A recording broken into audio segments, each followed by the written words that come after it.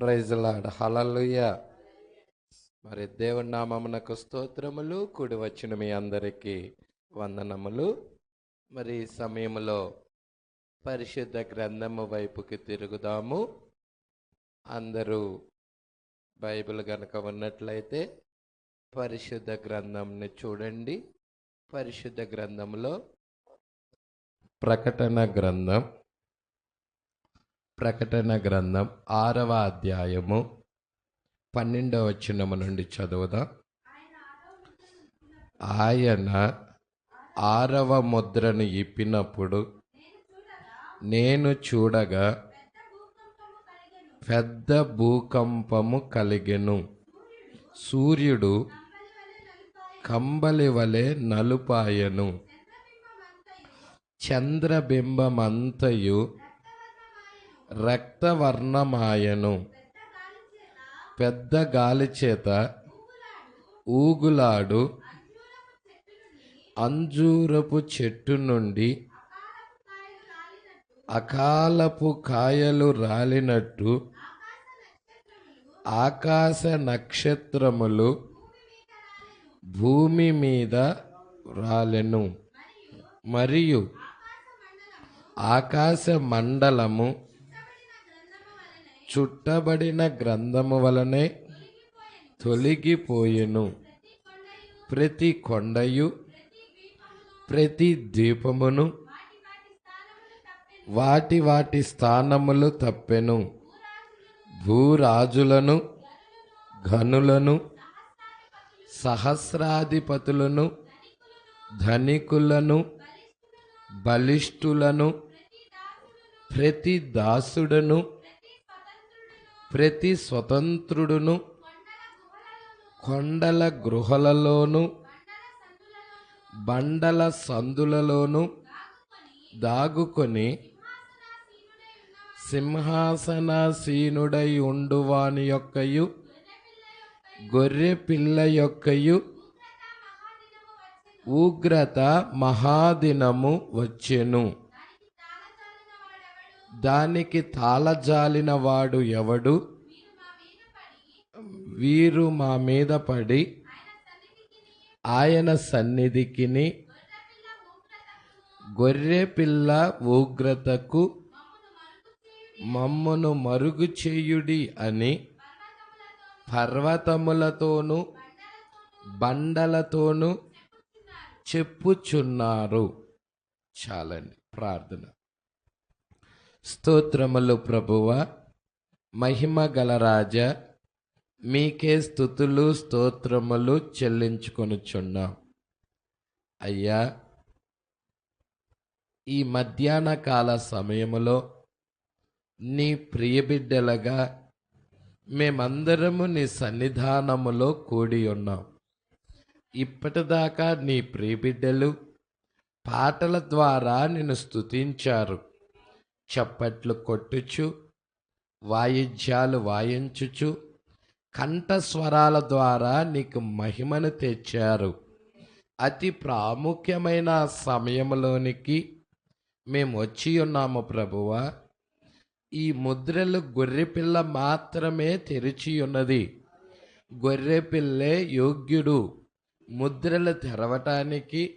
భూమి మీద కానీ, పరలోకమందు కానీ, భూమి క్రింద కానీ ఈ గ్రంథమును విప్పుటకైనా చూచుటకైనా యోగ్యుడు ఎవడు కనబడనందున అని రాయబడి ఉన్నది ప్రభువా. ఎవరు యోగ్యులుగా లేరని యోహాను బిగ్గరగా ఏడుస్తుంటే ఆ పెద్దలలో ఒక పెద్ద వచ్చి, ఏడవకుము, యూదాగోత్రపు సింహం వచ్చి ఆ గ్రంథము తీసుకొని ఆ ముద్రలు విప్పి జయము పొందుతుందని అయ్యా లేఖనములో వ్రాయబడిన ప్రకారముగా ఆ గ్రంథాన్ని నీవే ఇప్పి ప్రభువా అయ్యా భూమి మీదకి ఆ గ్రంథాన్ని తీసుకొని వచ్చిన దేవుడవు. ఆ గ్రంథములో ఉన్న విషయాలు మా కాల ప్రవక్తకి బయలుపరిచిన దేవుడవు. అయ్యా, ఈ దినము ఈ చివరి కాలంలో ఉన్న వధువుకి శబ్దయంత్రం ద్వారా ఉంటున్న బిడ్డలకి, కూడి వచ్చిన బిడ్డలకి, టేబు వింటున్న బిడ్డలకి కూడా ఈ గ్రంథములో ఉన్న విషయాలు గ్రహించుదురుగాక. నీ కృప దయచేయి ప్రభువా. మీరే మా అందరితో మాట్లాడండి ప్రభువా. మా నేత్రాలు తెరవండి ప్రభువా. వాక్యము గూర్చిన బయలుపాటు ఇవ్వండి ప్రభువా. నీ ప్రత్యక్షతను మాకు దయచేయండి ప్రభువా. నీ కృప అనుగ్రహించమని, కొద్ది నిమిషాలు మీరే మా అందరితో మాట్లాడమని, మహిమయు ఘనతయు ప్రభావాలు మీరే పొందుకోమని నజరేయుడైన యేసుక్రీస్తు నామములో ప్రార్థన చేసి అడిగి వేడుకొనుచున్నాము. ఆమేన్. హల్లెలూయా. Praise the lord. దేవుడికి మహిమ కలుగునుగాక. 6వ ముద్ర. ఈ ముద్ర తీర్పు ముద్ర అయి ఉన్నది. అంటే గొర్రెపిల్ల యొక్క ఉగ్రత కుమ్మరించబడతా ఉన్నది. ఈ ముద్రలో ఏమి కుమ్మరించబడుతుందయ్యా అంటే గొర్రెపిల్ల యొక్క ఉగ్రత కుమ్మరించబడతా ఉన్నది. గొర్రెపిల్ల ఎవరయ్యా అంటే ప్రభువైన యేసుక్రీస్తు. అక్కడ ఏమంటున్నారు? భూమి మీద ఉన్న జనులు ఏమంటున్నారయ్యా అంటే గొర్రెపిల్ల యొక్క ఉగ్రత ఒక్కసారి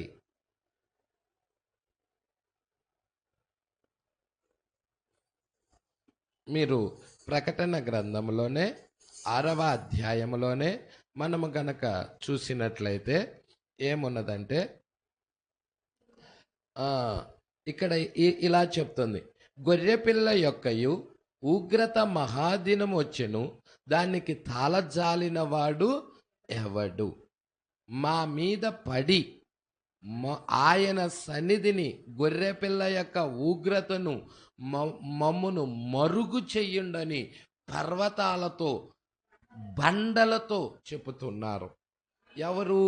ఎవరు చెప్తున్నారు అంటే భూరాజులు, గనులు, సహస్రాధిపతులు, ధనికులు, బలిష్ఠులు, దాసుడు, స్వతంత్రుడు అందరూ కూడా, ప్రతి దాసుడు, ప్రతి స్వతంత్రుడు అందరూ కూడా.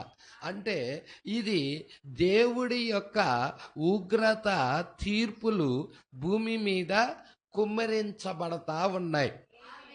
దేనిలో కుమ్మరించబడుతున్నాయంటే 6వ ముద్ర కింద దైవ తీర్పులు భూమి మీద కుమ్మరించబడుతున్నాయి.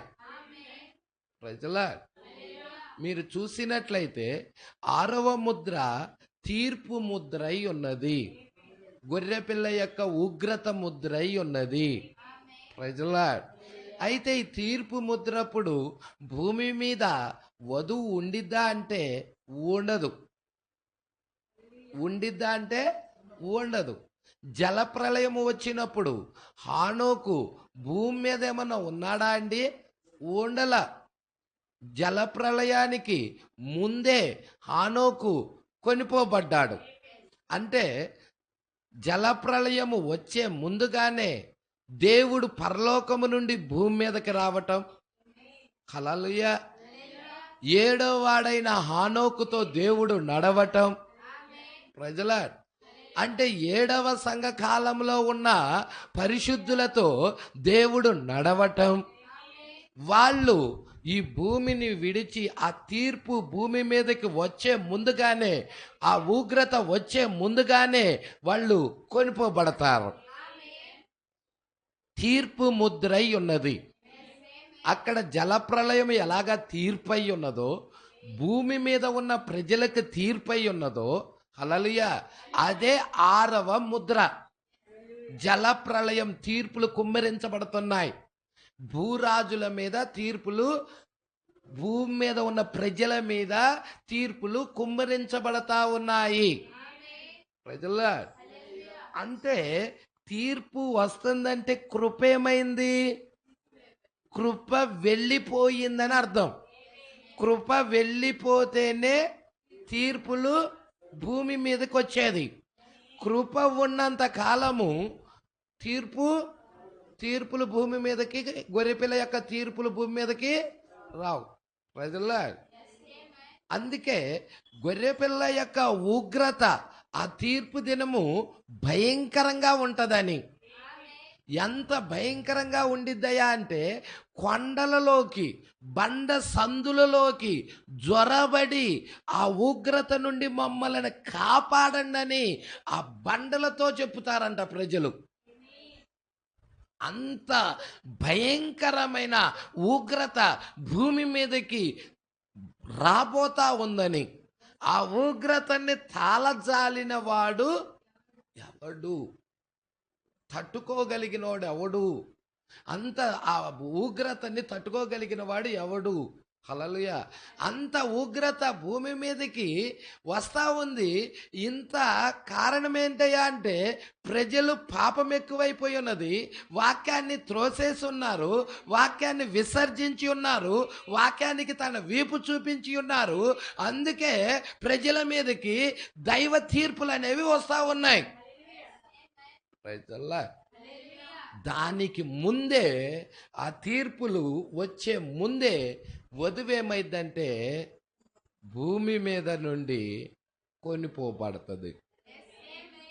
భూమి మీద 6వ ముద్ర జరుగుతుందంటే, తీర్పులు ఇక్కడ జరుగుతున్నాయంటే అక్కడ మనకేముంది? అక్కడ ఏం జరుగుతుంది? మనకి ఎత్తబాటులో ఎత్తబడిన తర్వాత విందు జరుగుతుంది. 3.5 సంవత్సరాలు అక్కడ మనకి విందు, 3.5 సంవత్సరాల భూమి మీద శ్రమలు. 7 సంవత్సరాలు కాదు, 7 ఏండ్లు కాదు, మనకి 3.5 సంవత్సరాలు అక్కడ విందు జరుగుతూ ఉంటుంది. అదే టైంలో భూమి మీద ఏం జరుగుతుందయ్యా అంటే శ్రమలు జరుగుతూ ఉంటాయి. దేవుడికి మహిమ కలుగునుగాక. అందుకే ఈ భయంకరమైన ఉగ్రతని తాళజాలిన వాడు ఎవడు అంటున్నాడు. ఇక్కడ మనం పోయిన వారం మరి 6వ ముద్రలో ఇది తీర్పు ముద్ర అయి ఉన్నది. ఇది ఏ ముద్ర అయి ఉన్నది? 6వ ముద్ర తీర్పు ముద్ర అయి ఉన్నది. ఈ తీర్పు ముద్ర రాకముందే వధువేమవుతుంది? తీర్పు భూమి మీదకి రాకముందే వధువేమవుతుంది అంటే ఎత్తబడుతుంది. ప్రజల తీర్పులోకి ఎవరు వెళ్తారయ్యా అంటే బుద్ధి లేని కన్యక వెళ్తుంది. ఎవరు వెళ్తారు? బుద్ధి లేని కన్యక తీర్పులోకి వెళ్ళిద్దా అంటే వెళ్ళిద్ది. బుద్ధి లేని కన్యక తీర్పులోకి వెళ్ళిద్ది. శ్రమల్లో నుండి వచ్చింది. ప్రజల దేవుడికి మహిమ కలుగునుగాక. ఇక్కడ మనం చూస్తున్నాము 210వ పేరా నుండి చూద్దాం. మరి 212 దాకా మనం 12 చూడాలి. 2 పేరాలు చిన్న చిన్నవే కాబట్టి వెనక్కి వెళ్ళి, దీనికి సంబంధించిన సబ్జెక్టే కాబట్టి కొంచెం ముందుకు వెళ్ళి మనం చూస్తున్నాం. 210వ పేరా 6వ ముద్రలో. ఎన్నో ముద్ర అండి? 6వ ముద్రలో 210వ పేరా. ఇప్పుడు మనము దానిని కనుగొని ఉన్నాము. చివరి సమయం నేను చెప్పాను, దానియేలు యొక్క 70 వారములో కడపటి 3.5 సంవత్సరాలు అన్నాడు. అంటే ఇలా అనొచ్చు, కడపటి అర్ధవారము. వారము అంటే 7 రోజులు, ఒక రోజు వచ్చి 1 సంవత్సరము. అంటే వారానికి 7 సంవత్సరాలు. వారానికి ఎన్ని సంవత్సరాలు? వారము అంటే 7 రోజులు. వారానికి ఎన్ని రోజులు అంటే 7 రోజులు. ఒక్క రోజు వచ్చి 1 సంవత్సరం. అట్టాగా వారానికి 7 సంవత్సరాలు. ఈ 7 సంవత్సరాలలో మొదటి అర్ధవారం అంటే మొదటి అర్ధవారం యూదుల దగ్గరికి యేసు వచ్చాడు. అర్ధవారం తర్వాత యేసుక్రీస్తు మెస్సియా కొట్టివేయబడ్డాడు. యూదులతో వ్యవహరించటము దేవుడు ఆపేశాడు. దేవుడు యూదుల వైపు నుండి అన్యజనుల వైపుకి తిరిగాడు. ప్రజల అన్యజనుల వైపుకి తిరిగినప్పుడు మనకి గడియారం ఎవరయ్యా అంటే ఇజ్రాయేల్ ప్రజలే అయి ఉన్నారు, యూదులే అయి ఉన్నారు. మనము యూదుల వైపు చూడాలి. అన్యజనులైన మనము యూదుల వైపు చూస్తే మన సమయము ఎంతో మనకు అర్థమవుతుంది.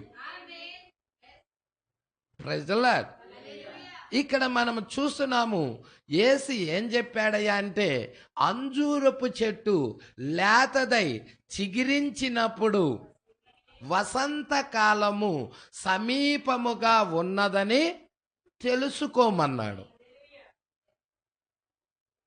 ఎందుకు అంజూరపు చెట్టు గురించే చెప్తున్నాడు అంటే, అంజూరపు చెట్టు మొదటి రాకడలో ఆయన వచ్చినప్పుడు అంజూరపు చెట్టును చూశాడు.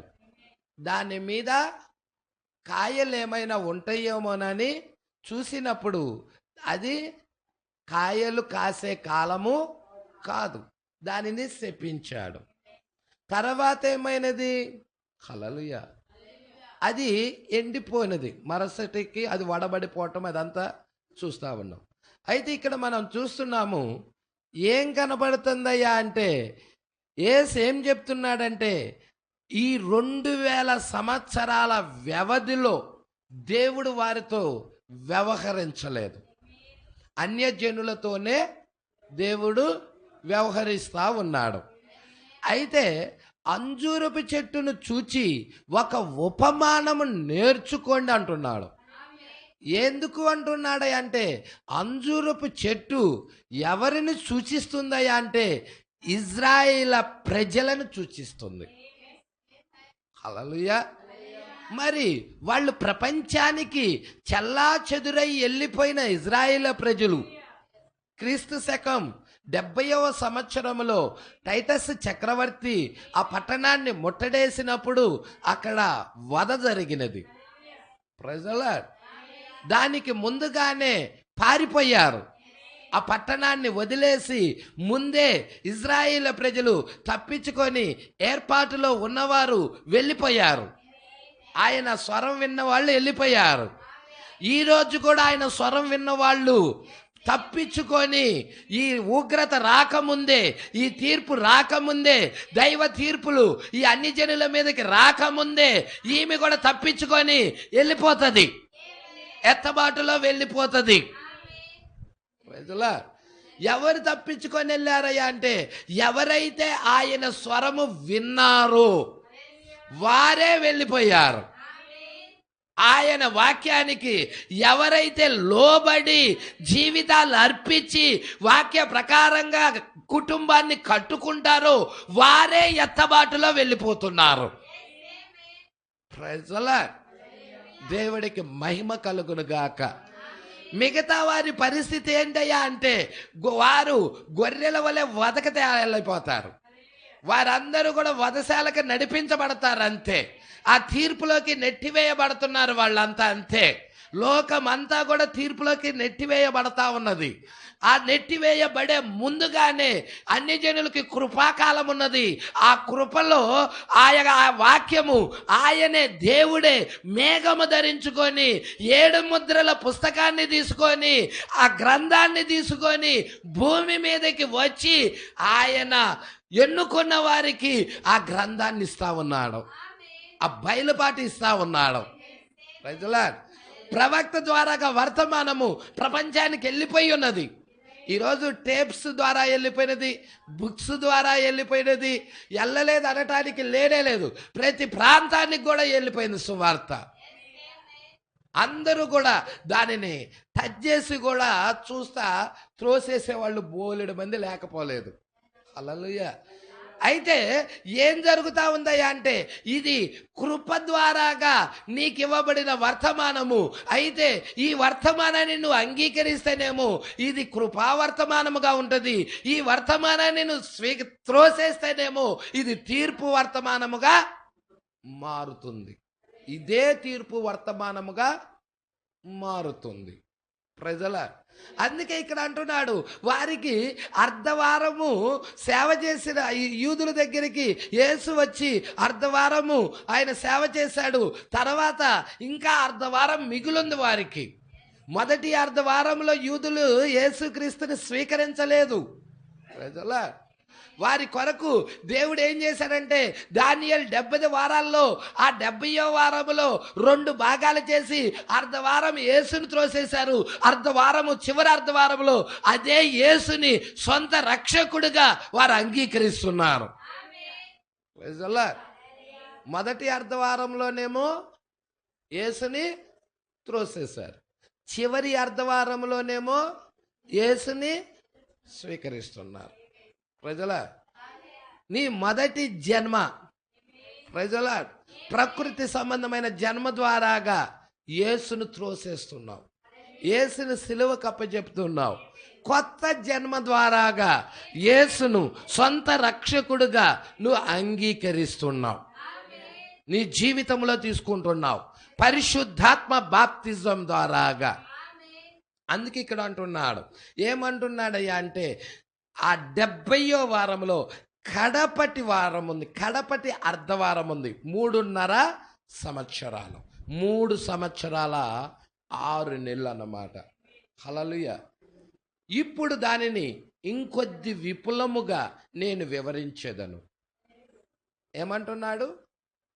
ఎందుకు ఈ ఆఖరి అర్ధవారం పెట్టాడయ్యా అంటే, వారికి ఆఖరి అర్ధవారము కిందే వాళ్ళు ఏమవుతారయ్యా అంటే, యూదులు వారి స్వదేశానికి వస్తున్నారు.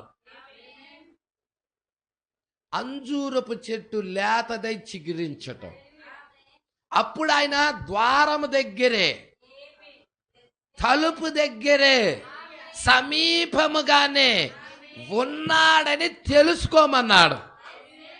మరి తలుపు దగ్గర ఉన్న కాలం ఏదయ్యా అంటే లవోదికీయ కాలం. ఇదిగో నేను తలుపు నద్ద నిలుచుండి తట్టుచున్నాను, ఎవడైనా నా స్వరం విని తలుపు తీస్తే అతనితో నేను, నాతో అతడు కలిసి భోజనము చేయుదము. మరి వారు బూరలు వచ్చినాయి. ఎప్పుడైతే బూరలు ఊదబడ్డాయో యూదులని వారి స్వదేశానికి తీసుకెళ్తా ఉన్నాయి. 5వ బూర, 6వ బూర వారిని వారి స్వదేశానికి తీసుకెళ్ళినట్టయితే, వారి స్వదేశానికి, ప్రపంచానికి చల్లా చెదురైన ఇజ్రాయేల్ ప్రజలని వారి స్వదేశానికి తీసుకెళ్ళినట్టయితే, ప్రజల పక్షిరాజు రెక్కల మీద వారిని వారి దేశానికి తీసుకెళ్ళినట్టయితే, 7వ దూత బూర మనలని అదే పక్షిరాజు రెక్కల మీద మన వాగ్దాన భూమిలోనికి, మన సొంత దేశంలోనికి పక్షిరాజు రెక్కల మీద మనల్ని తీసుకెళ్ళడానికి, మనల్ని మన స్వదేశానికి తీసుకెళ్ళిపోతా ఉన్నాయి. హల్లెలూయా. మనది వారి స్వదేశము యెరూషలేముకి తీసుకెళ్తున్నాయి వాళ్ళని. ఇజ్రాయేల్ ప్రజలు ఎక్కడికి తీసుకెళ్తున్నాయి? 5వ బూర, 6వ బూర కింద యూదులు చంపబడ్డారు. 6వ బూర తదనంతరమే యూదులు 948, 45తో 6వ బూర అయిపోద్ది. 48కి వారు స్వదేశానికి వెళ్ళారు. దాని గురించే ప్రవక్త ఇక్కడ మాట్లాడుతున్నాడు. ఆ విషయాలే వస్తున్నాయి, జాగ్రత్తగా పట్టుకోవాలి. పాస్టర్ గారు, ఇది 6వ ముద్ర కదా? అవును, 6వ ముద్రే అది. 6వ ముద్రలో చాలా సంగతులు ఉన్నాయి, వాటిని మనం చూడాలి. మనము 7వ బూర కింద ఉన్నాం. మనము 7వ సంఘకాలపు వర్తమానికుడు, 7వ బూర. హల్లెలూయా. మీరు ఈ విషయాలు మీరు జాగ్రత్తగా పట్టుకోగలిగినట్టయితే 7వ ముద్ర కింద ఉన్నాం మనం ఎన్నో ముద్ర కింద ఉన్నాం? 7వ ముద్ర. పట్టుకోండి, దేవుడికి మహిమ కలుగును గాక. ఇక్కడ మనం చూస్తున్నాం, చాలా జాగ్రత్తగా చూస్తున్నాం. వారిని వారి సొంత దేశానికి బూరలు తీసుకొని వెళ్ళాయి. ఈ కాలపు ప్రవక్త యొక్క బూర, 7వ సంఘకాలపు ప్రవక్త విలియం మ్యారియన్ బ్రన్హామ్ యొక్క వర్తమానం అన్న బోర మనలని మత శాఖ సంస్థల్లో నుండి, ఆయా సంఘ శాఖల్లో నుండి ఎక్కడికి నడిపిస్తున్నాయంటే వాక్యములోకి నడిపిస్తున్నాయి. మనలని వాక్యములోకి ఏ బూర నడిపిస్తుంది? 7వ సంఘకాలపు దూత యొక్క బోరే మనలని వాక్యంలోకి నడిపిస్తుంది. నువ్వు ఎక్కడికైనా వెళ్ళు, నాకు పెంతెకొస్తు బోధ నేను నడిపించింది లూథరన్ బోధ, నో. 7వ సంఘకాలపు వర్తమానికి ఎరిగితేనే నువ్వు ఆది అపోస్తుల బోధ దగ్గరికి వస్తావు. ఈ ప్రవక్తని ఎరిగితేనే ఈ సత్యం దగ్గరికి వస్తావు. ఈ ప్రవక్తని ఎరగని వాడు బయట ఉన్నవాడే కానీ లోన ఉన్నవాడు కాదు. Praise the lord. ఎందుకంటే ప్రవక్తని ఎరగకుండా వర్తమానం ఎరగలేడు. వర్తమానికుడు వర్తమానము ఒకటే. నువ్వు ప్రవక్తని ఎరిగితేనే నువ్వు లోనకు వస్తావు. ప్రవక్తని ఎరగకుండా నువ్వు లోనకి రాలేవు. మరి ప్రవక్తని ఎరగని ప్రజలు భూమి మీద బొచ్చేడు మంది ఉన్నారు కదా. జలప్రళయంలో ఎంతమంది కొట్టుకెళ్ళారో చెప్పు నాకు. బొచ్చేడు మంది కాదా? సర్వ ప్రపంచమంతా కొట్టుకెళ్ళినది. రక్షించబడింది 8 మంది. రక్షించబడింది 8 మంది. Praise the lord. దేవుడికి మహిమ కలుగును గాక. అందుకే చిన్ని మందా భయపడకన్నాడు, పెద్ద మందా అనలేదు. హల్లెలూయా. అందుకే యేసు ఇలా అన్నాడు, నోవాహు దినాలు ఎలాగుంటాయో మనుష్య కుమారుడు అంటే యేసుక్రీస్తు రాకడ దినాలు కూడా అలాగే ఉంటాయి. Praise the lord. కాబట్టి సర్వ ప్రపంచము కూడా ఏం కాబోతా ఉన్నది? నాశనానికి, గొర్రెపిల్ల యొక్క ఉగ్రతలోకి వెళ్ళబోతా ఉన్నది. అంటే దీన్ని వినాశనంలోకి వెళ్ళబోయే ముందుగా దేవుడు ఒక కృపావర్తమానం తీసుకొని వచ్చాడు. ఆ కృపావర్తమానం ఎవరు అంగీకరించారో వారు వాక్యంతో నడుస్తూ ఉంటారు. ఇప్పుడు ఇది దేవుని కుమారుడికి ఈ కాలం ఎలాంటిదంటే సువర్ణ యుగం. ఎందుకంటే దేవుని కుమారుడు కాలంలో నుండి నిత్యత్వంలోకి వెళ్ళబోతున్నాడు. హల్లెలూయా. పరలోకానికి వెళ్ళబోతున్నాడు. మరణంలో నుండి జీవంలోనికి వెళ్ళబోతున్నాడు. దేవునితో సహవాసం. హల్లెలూయా. దేవుడికి మహిమ కలుగును గాక. ఈ లోకంలో ముఖ్యమంత్రులతోనో ఎమ్మెల్యేతోనో ఆ యొక్క లోకంలో ఉన్న ఆ యొక్క పెద్ద పెద్ద పేరు ప్రఖ్యాతలు కలిగిన వాళ్ళతోనో కాదు సహవాసం, సృష్టికర్తతో సహవాసం. Praise the lord. ఎవరు గొప్ప అంటే సృష్టికర్తతో ఏ వ్యక్తి అయితే సహవాసం చేస్తున్నాడో ఆ వ్యక్తే గొప్పోడు. హల్లెలూయా. సృష్టికర్త ఆ వ్యక్తిని సంరక్షిస్తూ ఉంటాడు, ఆ వ్యక్తిని కాపాడుతూ ఉంటాడు, ఆ వ్యక్తి సృష్టికర్త యొక్క భద్రతలో ఉంటాడు. అందుకే ఇక్కడ అంటా ఉన్నాడు. ఇక్కడ మనం చూసినట్లయితే దానియేలు యొక్క 70వ వారంలో కడపటి అర్ధవారం. హల్లెలూయా. కడపటి అర్ధవారం అంటున్నావు ఏంటి పాస్టర్ గారు? ఇది కడపటి అర్ధవారం ఏంటి పాస్టర్ గారు అంటే, కడపటి అర్ధవారమే చాలా ప్రాముఖ్యమైనది. కడపటి అర్ధవారము నీకు అర్థమైతేనే నీ ప్రణాళిక అర్థమవుతుంది. కడపటి అర్ధవారం అర్థం కానోడికి నీ ప్రణాళిక కూడా అర్థం కాదు. ఏదో యేసు రక్షించాడు, యేసు నా కొరకు రక్తం కార్చాడు అనుకుని భ్రమలో బ్రతుకుతావే కానీ ఆయన వ్యక్తిగతంగా నీకు బయలుపరుచుకోలేదు. నీకు వ్యక్తిగతంగా బయలుపరుచుకుంటే కడపటి అర్ధవారంలో ఏం జరుగుతుందో నీ ప్రణాళిక అక్కడ దాచిపెట్టాడు. ఎందుకంటే గడియారము ఇజ్రాయేల్ అయి ఉన్నారు. మనము ఎవరి వైపు చూడాలి? ఇజ్రాయేల్ వైపు చూడాలి. అన్యజనులకి గడియారం ఎవరంటే ఇజ్రాయేల్ ప్రజలు. ఇప్పుడు ఇజ్రాయేల్ ప్రజలే మన గడియారమైనప్పుడు వాళ్ళకి కడపటి అర్ధవారంలో ఏమి జరగబోతుందో ఆ ప్రణాళిక గనక నువ్వు అర్థం చేసుకోగలిగితే నీకేం జరుగుతుందో ఇప్పుడు నీకు అర్థమవుతుంది. ఆ ప్రణాళిక నాకు అర్థం కాలేదు పాస్టర్ గారు అన్నావు అనుకో, నీ ప్రణాళిక కూడా నీకు అర్థం కాదు. నీ ప్రణాళిక కూడా అర్థం కాదు. నీ గురించి రాయబడిన గ్రంథంలో రాయబడిన ప్రణాళిక కూడా నీకు అర్థము కాదు. ప్రజల ఎందుకంటే నీ ప్రణాళిక నీ గురించి నువ్వు తెలుసుకోవాలి. నేను లేఖనంలో ఎక్కడున్నానా, లేఖనంలో నా పాత్ర ఏంటా, నేను ఏ లేఖనాలు నెరవేర్చాలా అని నువ్వు ఎరిగితేనే నిత్య జీవానికి వెళ్ళేది. అయ్యా నేను బాప్తిజం తీసుకున్నా, నేను దశంభాగం ఎత్తున్నా, నేను కానుకలేస్తున్నా, సంఘములో సభ్యుడినయ్యా, నీ గురించి బైబిల్లో రాయబడిన లేఖనం ఏదో నువ్వు ఎరగనంతసేపు నువ్వు గుడ్డివాడివే. నిజం, ఒక నామకార్థ వ్యక్తివే నువ్వు. ఎప్పుడైతే నీ గురించిన ప్రణాళిక బైబిల్లో నువ్వు ఎరుగుతావో అప్పుడే ఆ దైవ ప్రత్యక్షత నువ్వు పొందుకున్నట్టు. ప్రజలా దేవుడికి మహిమ కలుగునుగాక.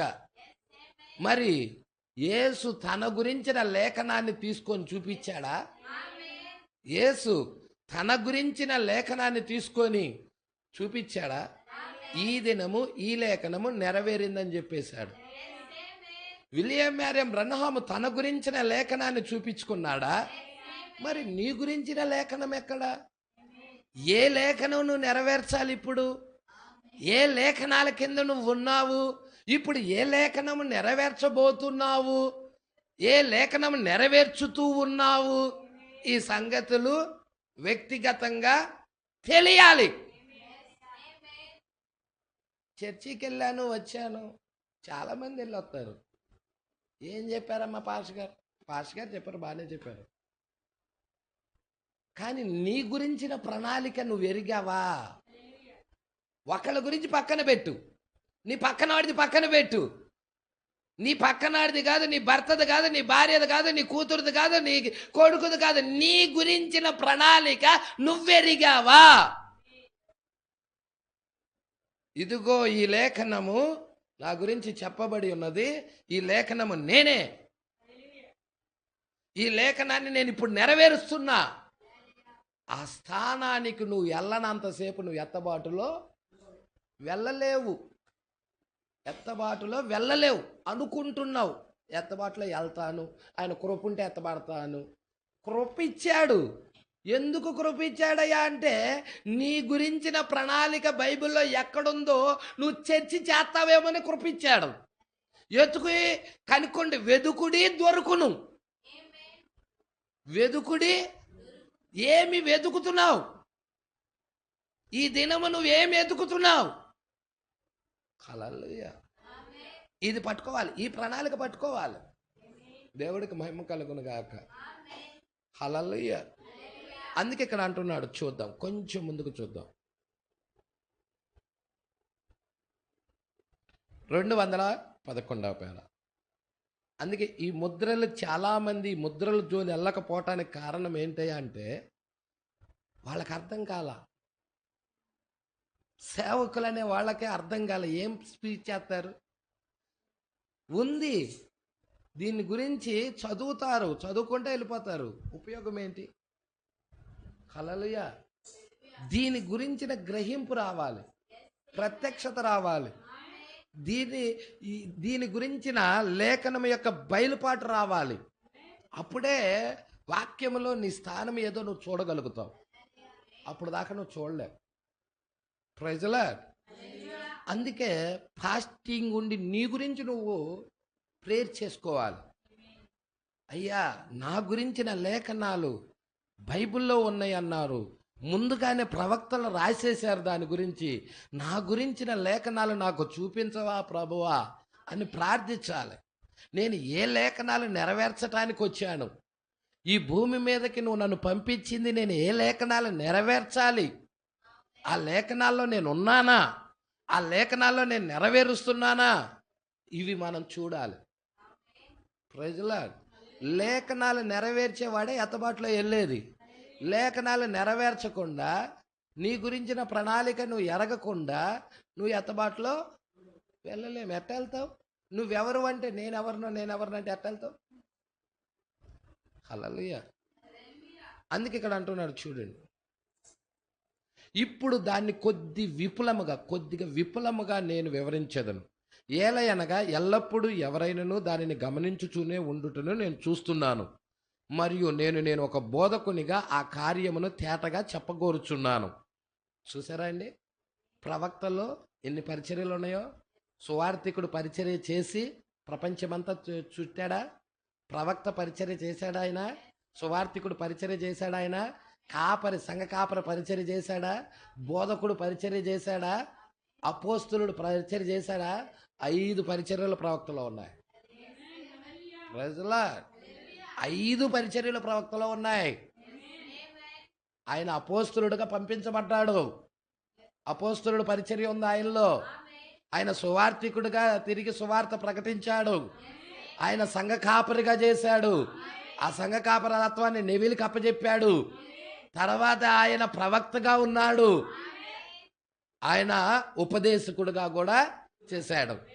దానియేలు 70 వారాలు ఇవన్నీ ఉపదేశం బోర్డు తీసుకొని అలా మ్యాపులతో సహా చెప్పాడు. ఆయన 5 రకాల పరిచర్యలు ప్రవక్త విలియం మ్యారీ బ్రహ్నాంలో ఉన్నాయి. అందుకే ఇక్కడ అంటున్నాడు, ఆ కార్యాలు తేటగా ఒక బోధకునిగా, అంటే బోధకుడి యొక్క పరిచయం, ఒక బోధకునిగా ఆ కార్యం తేటగా చెప్పగోరుచున్నాను. 70 వారాలు వచ్చినప్పుడు గమనించండి, దానియేలు యూదుల యొక్క ముగింపులో ఆ సమయము వచ్చుటను దర్శనములో చూచెను. ఎవరు చూశారు? దానియేలు ప్రవక్త చూశాడు. యూదుల యొక్క ముగింపు పట్టుకుంటున్నారా? యూదుల యొక్క ముగింపు దానియేలు ప్రవక్త చూస్తున్నాడు. హల్లెలూయా. అంటే మీరు చూసినట్టయితే ఈ ప్రణాళిక దాదాపుగా 2530 సంవత్సరాల కిందట చూస్తున్నాడు ఆయన. అన్ని సంవత్సరాల పూర్వమే రాస్తున్నాడు దీన్ని. ఏమంటున్నాడో చూడు. దానియేలు యూదుల యొక్క ముగింపులో ఆ సమయం వచ్చుటను దర్శనములో చూచెను. ప్రవక్తకి దర్శనాలు కలుగుతాయి. దర్శనం అంటే నిద్రపోయినప్పుడు వచ్చేది కాదు. నీతో నేను మాట్లాడుతూ ఉండంగానే నీ పిక్చర్ కనపడిపోయింది అక్కడ, అంతే. నువ్వు ఇక్కడ ఒక వృద్ధుడిగా ఉన్నావు అనుకో, నువ్వు ఒక వృద్ధుడుగా ఉన్నా ప్రవక్తతో నువ్వు మాట్లాడుతూ ఉన్నప్పుడు నీ గురించి దేవుడు ఒక దర్శనం ప్రవక్తకు చూపించాడంటే, నీ యొక్క ఏదైనా ఒక కార్యం చూపించినప్పుడు, ఆ కార్యంలో నీ గురించి చూపించినప్పుడు, నేను ఒక అందమైన వ్యక్తిని చూస్తున్నాను, ఒక అందమైన స్త్రీని చూస్తున్నాను, ఆమె ఇన్ని సంవత్సరాల వయసులో ఉన్నది, ఆమె ఫలానా కార్యం చేసింది అని మొఖానే చెప్పేస్తాడు డైరెక్ట్గా. ప్రజలా ప్రవక్త అలా చెప్పాడు, చాలా సంగతులు చెప్పాడు. ఇంకొక కార్యం ఏంటంటే, కొంతమంది కళలు మర్చిపోయి సొగమే చెప్పొస్తారు, సొగమే చెప్తారు, సొగం పంచుకోరు. కానీ ఆ సొగం కూడా నువ్వు సహోదరుడా ఈ మర్చిపోయావు సహోదరుడా అని గుర్తు చేసేలా చెప్పాడు ప్రవక్త. ఎందుకో తెలుసా? దానియేలు నెబుకద్నెజరు రాజు కలగని మర్చిపోతే, ఆ దానియేలు ఆ రాజు కళ భావము మర్చిపోయిందని కూడా చెప్పాడు. ప్రజలా ఈ కాలపు దానియేలు ఎవరంటే మన కాల ప్రవక్త. ఆ దానియేలుని మనం చూడలేదు, కానీ మన కాలపు దానియేలు బొమ్మన ఫోటో మాత్రం చూసాం. హల్లెలూయా. మన కాలపు దానియేలు ఫోటో మాత్రం చూసాం. దేవుడికి మహిమ కలుగునుగా అక్క. హల్లెలూయా. దేవుడికి మహిమ కలుగునుగా అక్క. అందుకే ఇక్కడ మనం అంటున్నాం, చాలా జాగ్రత్తగా చూడండి. అయితే అతను 70 వారాలు అక్కడ నిర్ణయించబడిందని చెప్పాను. అది 7 సంవత్సరాలు. 70వ వారం అంటే ఎన్నిదేని? 7. దాని మధ్యలో అంటే 70వ వారం మధ్యలో మెస్సియా, దాని మధ్యలో మెస్సియా ఎక్కడుండును లేక బలిగా కొట్టివేయబడును. అంటే 3.5 సంవత్సరాలు బలిగా కొట్టివేయబడతాం. 70వ వారంలో అర్ధవారం సేవ చేసి ఆయన కొట్టివేయ. ఇప్పుడు ఖచ్చితంగా అదియే సంభవించినది. పిదప దేవుడు తన నామము నిమిత్తం అన్యజనుల్లో నుండి ఒక జనాంగమును గైకొను వరకు. హల్లెలూయా. అంటే ఇప్పుడు ఎటువైపు తిరుగుతున్నాడు దేవుడు? అన్యజనులతో. అన్యజనుల్లో నుండి ఒక జనాంగమును గైకొను వరకు ఆయన అన్యులతో వ్యవహరించెను. అన్యజనుల సంఘము గైకొనిన వెంటనే ఆయన సంఘమును పైకి కొనిపోయాను. ఇప్పుడు అన్ని జనుల్లో నుండి ఆయన వధువు ఏమవుతుంది? పైకి కొనిపోబడుతుంది. మరియు ఆయన దానిని చేసినప్పుడు బుద్ధి లేని కన్యక, మీకు తెలుసు కదా, మత్తయి సువార్త 25వ అధ్యాయంలో బుద్ధిగల కన్యక ఉంది, బుద్ధి లేని కన్యక ఉంది. బుద్ధిగల కన్యకే వధువు, పెళ్లి కుమార్తె. ఆమె కొనిపోబడుతుంది.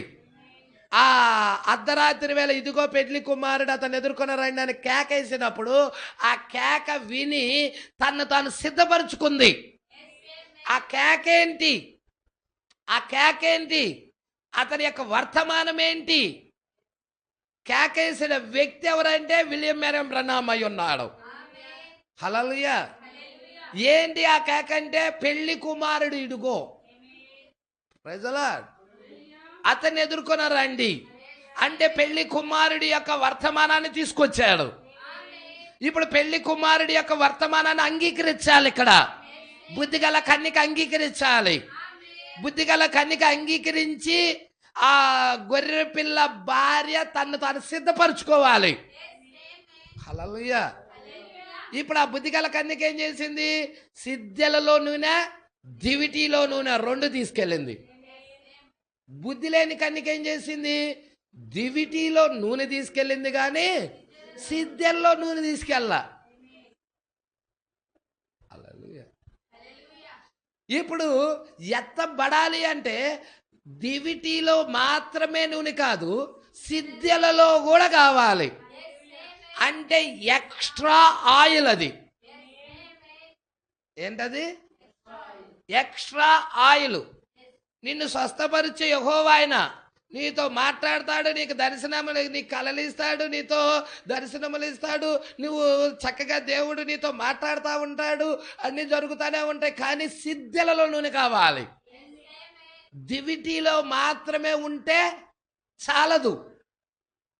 దేవుడు నాతో మాట్లాడుతున్నాడయ్యా, నేను వాక్యం వస్తున్నప్పుడు ఆనందిస్తూ ఉన్నానయ్యా, సంతోషిస్తా. మంచిదేనమ్మా, నువ్వు దివిటీలో నూనె కలిగి ఉన్నావు, కానీ సిద్ధంలో నూనె కలిగి ఉన్నావా? ఇది మెయిన్. ఎత్తబాటుకి తీసుకెళ్లేది ఏంటయ్యా అంటే సిద్ధంలో నూనె ఎత్తబాటుకి తీసుకెళ్తుంది. ఇలా చెప్పచ్చా? 7 ముద్రల పుస్తకంలో ప్రవక్త ఏమన్నాడంటే 7 ఉరుములే ఆమెను ఎత్తబాటులోకి తీసుకొని వెళతాయి. 7 ఉరుములు, 7 ఉరుములే ఆమెను ఎత్తబాటు విశ్వాసములోకి తీసుకెళ్ళి ర్యాప్చర్లో కొనిపోతుంది ఆమె.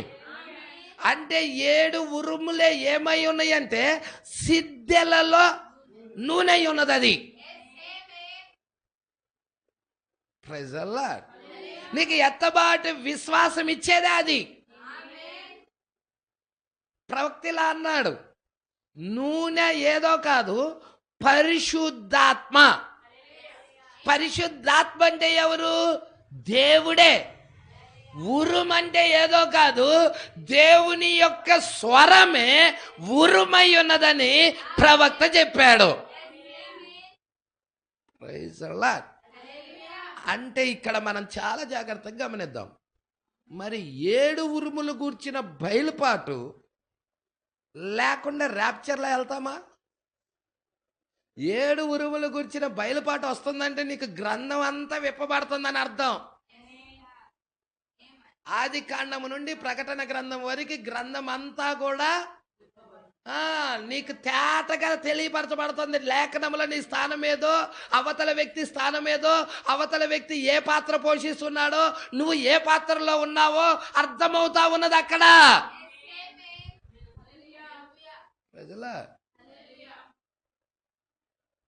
అయ్యా విశ్వాసం ఉంటే చాలా వెళ్తావు అని చెప్పే బోధలన్నీ మాయపూచి ఏం చేస్తున్నాయి అంటే నిన్ను భ్రమలో బతికిస్తున్నాయి. సహోదరుడా, 7 ఉరుములు లేకుండా నువ్వు ఎత్తబడలేవు. 7 ఉరుములు నీకు తెలియకుండా నువ్వు ఎత్తబడలేవు. మరి అవి రాయబడలేదుగా పాస్టర్ గారు. రాయబడల అవి అవి రాయబడల. ఆ ఉరుములు రాయబడల. రాయబడని దానిని గుర్చిన బయలుపాటు పొందుకోవటమే ఎత్తబాటు. ఎత్తబడాలి అంటే రాయబడని సంగతులు ఎరగాలి. రాయబడింది నమ్మటమే కష్టంగా ఉంటే రాయబడంది నమ్మాలా పాస్టర్ గారు? రాయబడిందే మాకు ఇక్కడ జుట్టు పీక్కుంటున్నాం అర్థం కాకుండా, రాయబడంది, రాయబడని సంగతులు చెప్తే ప్రజల్లా సంగమా ఈ విషయాలు పట్టుకోవాలి. హల్లెలూయా. బైబిల్లో ఎక్కడన్నా చూపించండి 7 ఉరుములు రాయబడ్డాయని. దానియేలు దగ్గర ముద్రవై రాయొద్దు అన్నాడు. యోహాను విన్నాడు. యోహాను విన్నప్పుడు ఆ 7 ఉరుములు పలికిన సంగతులు విన్నప్పుడు ప్రకటన గ్రంథం 10వ అధ్యాయంలో రాయబోతున్నాడు. అప్పుడు దేవుడు మాట్లాడుతున్నాడు, యోహానా రాయొద్దు, ముద్రవేయి అన్నాడు. అంతే. యోహానుతో కూడా చెప్పాడు, రాయొద్దు, ముద్రవేయి. ప్రైజులా. మరి యోహాను రాయకుండా, దానియేలు రాయకుండా, మరి దాన్ని అసలు ఎవరు ఆ ఉరుములు గురించి బోధిస్తారంటే 7వ దూత వస్తాడు, ఆయన బోధిస్తాడు. ఆ ఉరుములు ఆయన బోధిస్తాడు. ఆయన స్వరము విన్నిది వధువు. నా స్వరము నేను ఆయనలో పెట్టాను, ఆయన స్వరము ఆ యొక్క భార్య వింటది. అప్పుడు ఆ ఉరుము గ్రహిస్తుంది. ఆ ఉరుము గ్రహిస్తుంది. ఆమె ఆ ఉరుము ఎత్తబడే విశ్వాసం ఆమె కలగజేస్తుంది. అలా ఆమె ఎత్తబాటులోకి వెళ్తుంది. మిగతా వాళ్ళకి ఎవరికీ తెలియదు.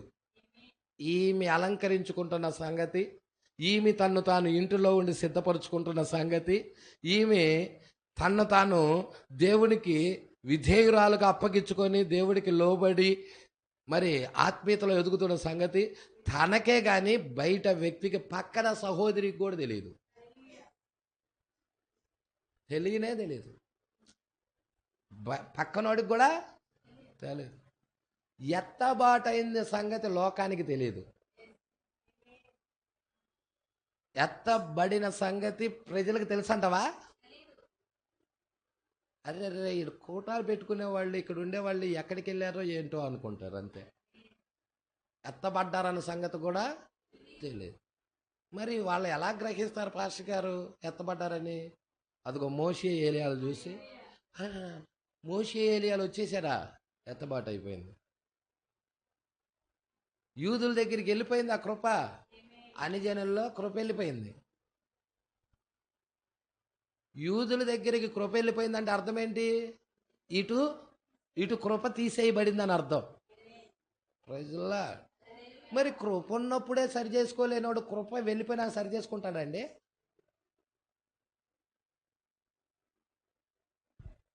సమయం ఉన్నప్పుడే దీపం చక్కబెట్టుకోలేనోడు సమయం లేనప్పుడు ఇంకేం దీపం చక్కబెడతారు?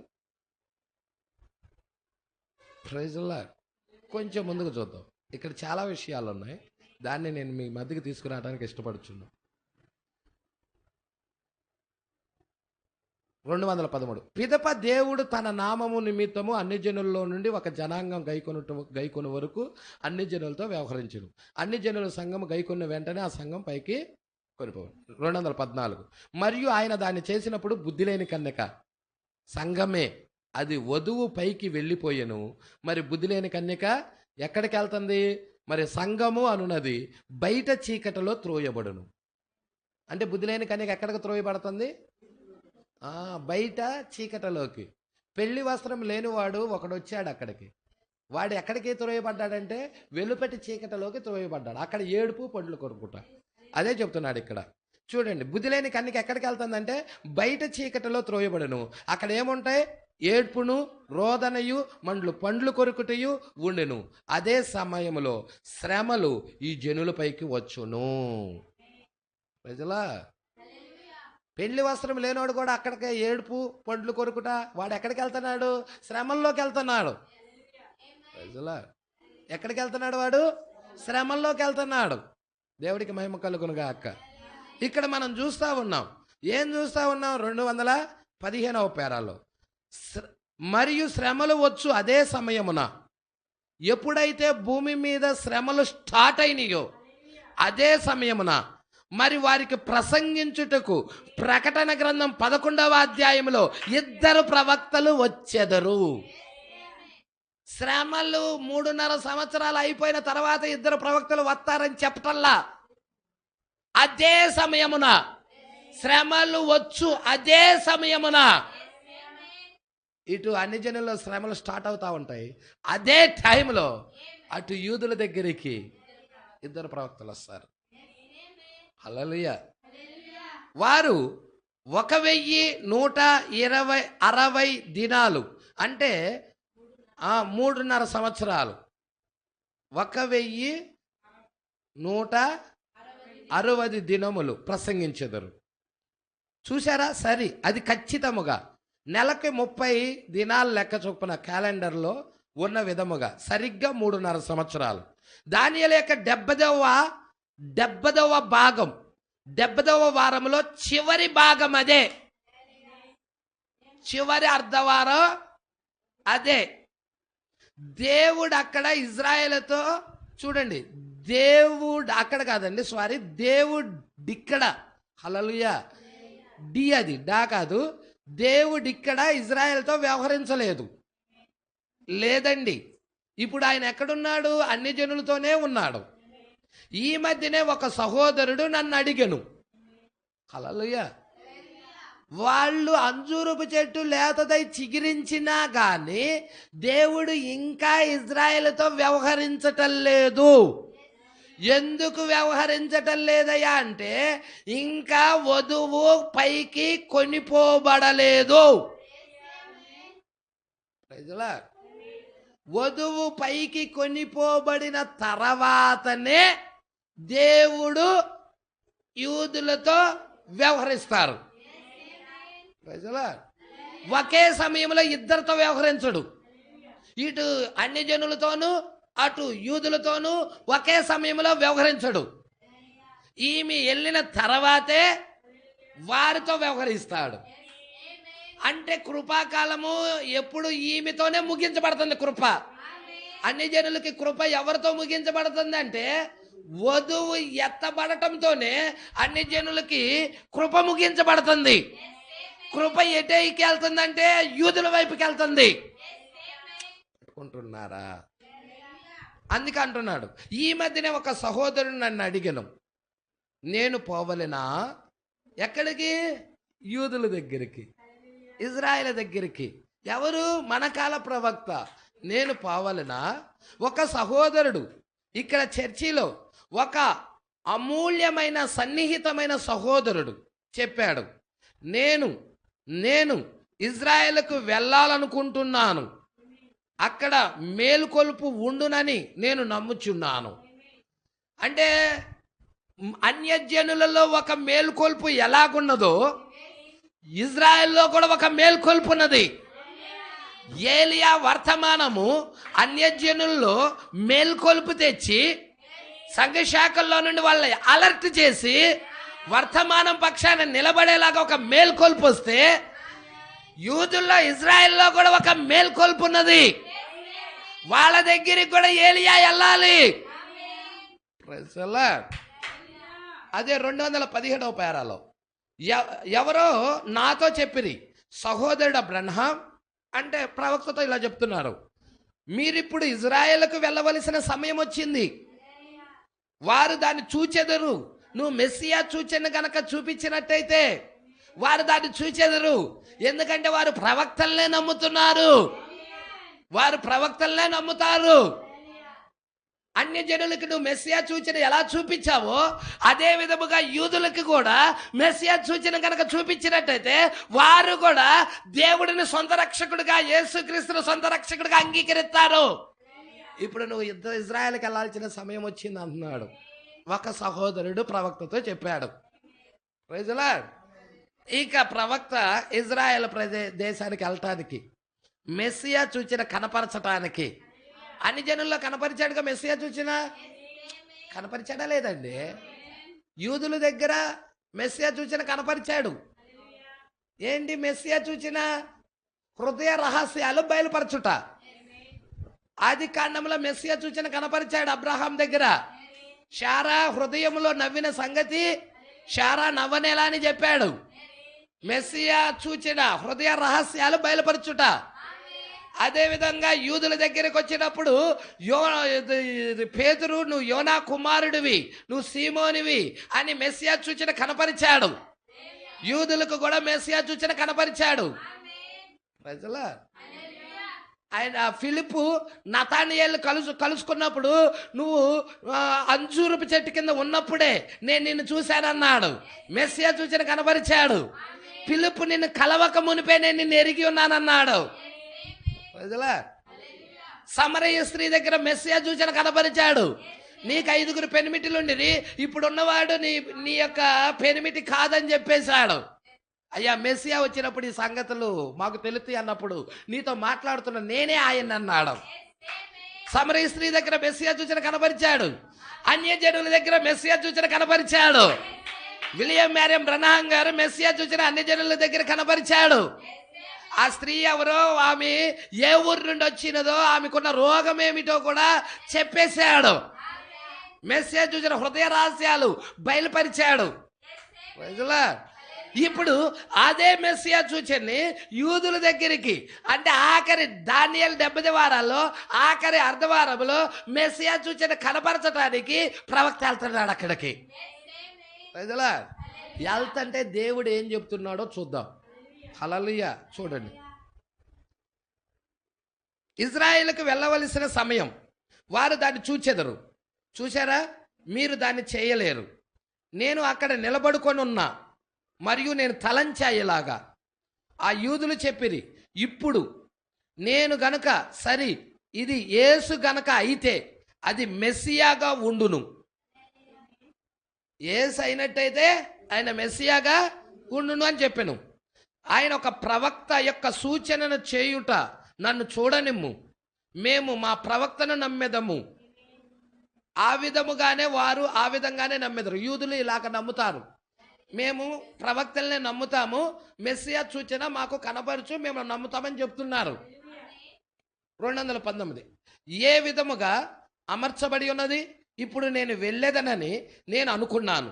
నేను వారి యొద్దకు వెళ్ళుటకై కైరోలో ఉన్నాను. ఆ యొక్క విమానాశ్రయం, కైరో అనే ఆ యొక్క విమానాశ్రయం దగ్గర ఆయన ప్రవక్త ఇజ్రాయెల్ దేశానికి వెళ్ళటానికి టికెట్ కూడా తీసుకొని ఉన్నాడు. వారికి చాలా సమీపముగా ఉన్నాను. ఇజ్రాయెల్ యొక్క ప్రాంతానికి వెళ్ళటానికి చాలా సమీపముగా ఉన్నాను. మరియు నా చేతిలో ఇజ్రాయెల్కు వెళ్ళుటకు టికెట్ ఉండెను. ప్రవక్త చేతిలో ఏం పట్టుకొని ఉన్నాడు? ఇజ్రాయెల్ దేశానికి వెళ్ళటానికి టికెట్ కూడా ఉన్నది. మరియు నేను పోయేదను, వారు గనుక దానిని కోరిన ఎడల, ఏది మెస్సియా సూచన కనుక వారు కోరిన ఎడల, వారు గనక ఒక ప్రవక్త యొక్క సూచనను చూడగోరిన ఎడల నేను చూపించేదను. ఎందుకంటే ఈయన ప్రవక్త అయి ఉన్నాడు. మెస్సియా సూచన కనబరుస్తానికి వారు కోరితే దేవుడు వారికి చూపిస్తాడని నేను అక్కడికి వెళ్తానని చెప్తున్నాడు. వారు క్రీస్తుని అంగీకరించేదరా అని మనం చూచేదాము. వారు క్రీస్తును అంగీకరించెదరా అని మనము చూచుదాం అని నేను చెప్పాను. స్టాక్ హోమ్ సంఘమునకు చెందిన ఈ యొక్క సంఘము, స్టాక్ హోమ్ సంఘానికి చెందిన లూయి పెత్రుస్ వారికి 10 లక్షల పరిశుద్ధ గ్రంథాలు పంపించాడండి. ఇజ్రాయెల్ ప్రజలకి కొత్త నిబంధనలు 10 లక్షలు పంపించేశాడు. ఎవరైనా లూయి పెత్రుస్ అని ఆయన 10 లక్షల పరిశుద్ధ గ్రంథాలు పంపించాడు. 221. చాలా జాగ్రత్త పట్టు, చాలా అమూల్యమైన విషయాలు ఉన్నాయి. మరియు ఆ యూదులు అక్కడికి వచ్చుచున్నారు. మీరు ఆ చలనచిత్రమును చూచితిరి, దానిని రీల్లో సరిగ్గా ఇప్పుడు ఇక్కడ నేను ఉంచుకొని ఉన్నాను. చలనచిత్రం ఏంటి? చలనచిత్రం యూదులందరూ కూడా ఎక్కడికి వెళ్తున్నారు? అంజూరపు చెట్టు లేతదై చిగురిస్తుంది. ఎక్కడికి వెళ్తున్నారు? వారు దేశానికి వెళ్తున్నారు. హల్లెలూయా. ఎందుకొరకు వారి దేశానికి వెళ్తున్నారు? మెస్సియా కొరకు. దేవుడు యూదులతో వ్యవహరించే విధానం ఏంటంటే, వారు దేశముగా ఉంటేనే దేవుడు యూదులతో వ్యవహరిస్తాడు. మరి అన్యజనులతో వ్యవహరించే విధానం ఏంటి అంటే, వ్యక్తిగతముగా, గుంపుగా కాదు, వ్యక్తిగతముగా అన్యజనులతో వ్యవహరిస్తాడు. యూదులతో దగ్గరికి వచ్చేదలకే వాళ్ళు ఒక దేశముగా ఉంటే వ్యవహరిస్తాడు. దేవుడి యొక్క క్రమం అది. Praise the lord. అందుకే ఇక్కడ అంటున్నాడు, ఏమంటున్నాడో చూడండి. ఇప్పుడు ఇక్కడ నేను ఉంచుకొని ఉన్నాను అర్ధరాత్రికి 3 నిమిషాలు. ఎన్ని నిమిషాలు? 3 నిమిషాలు.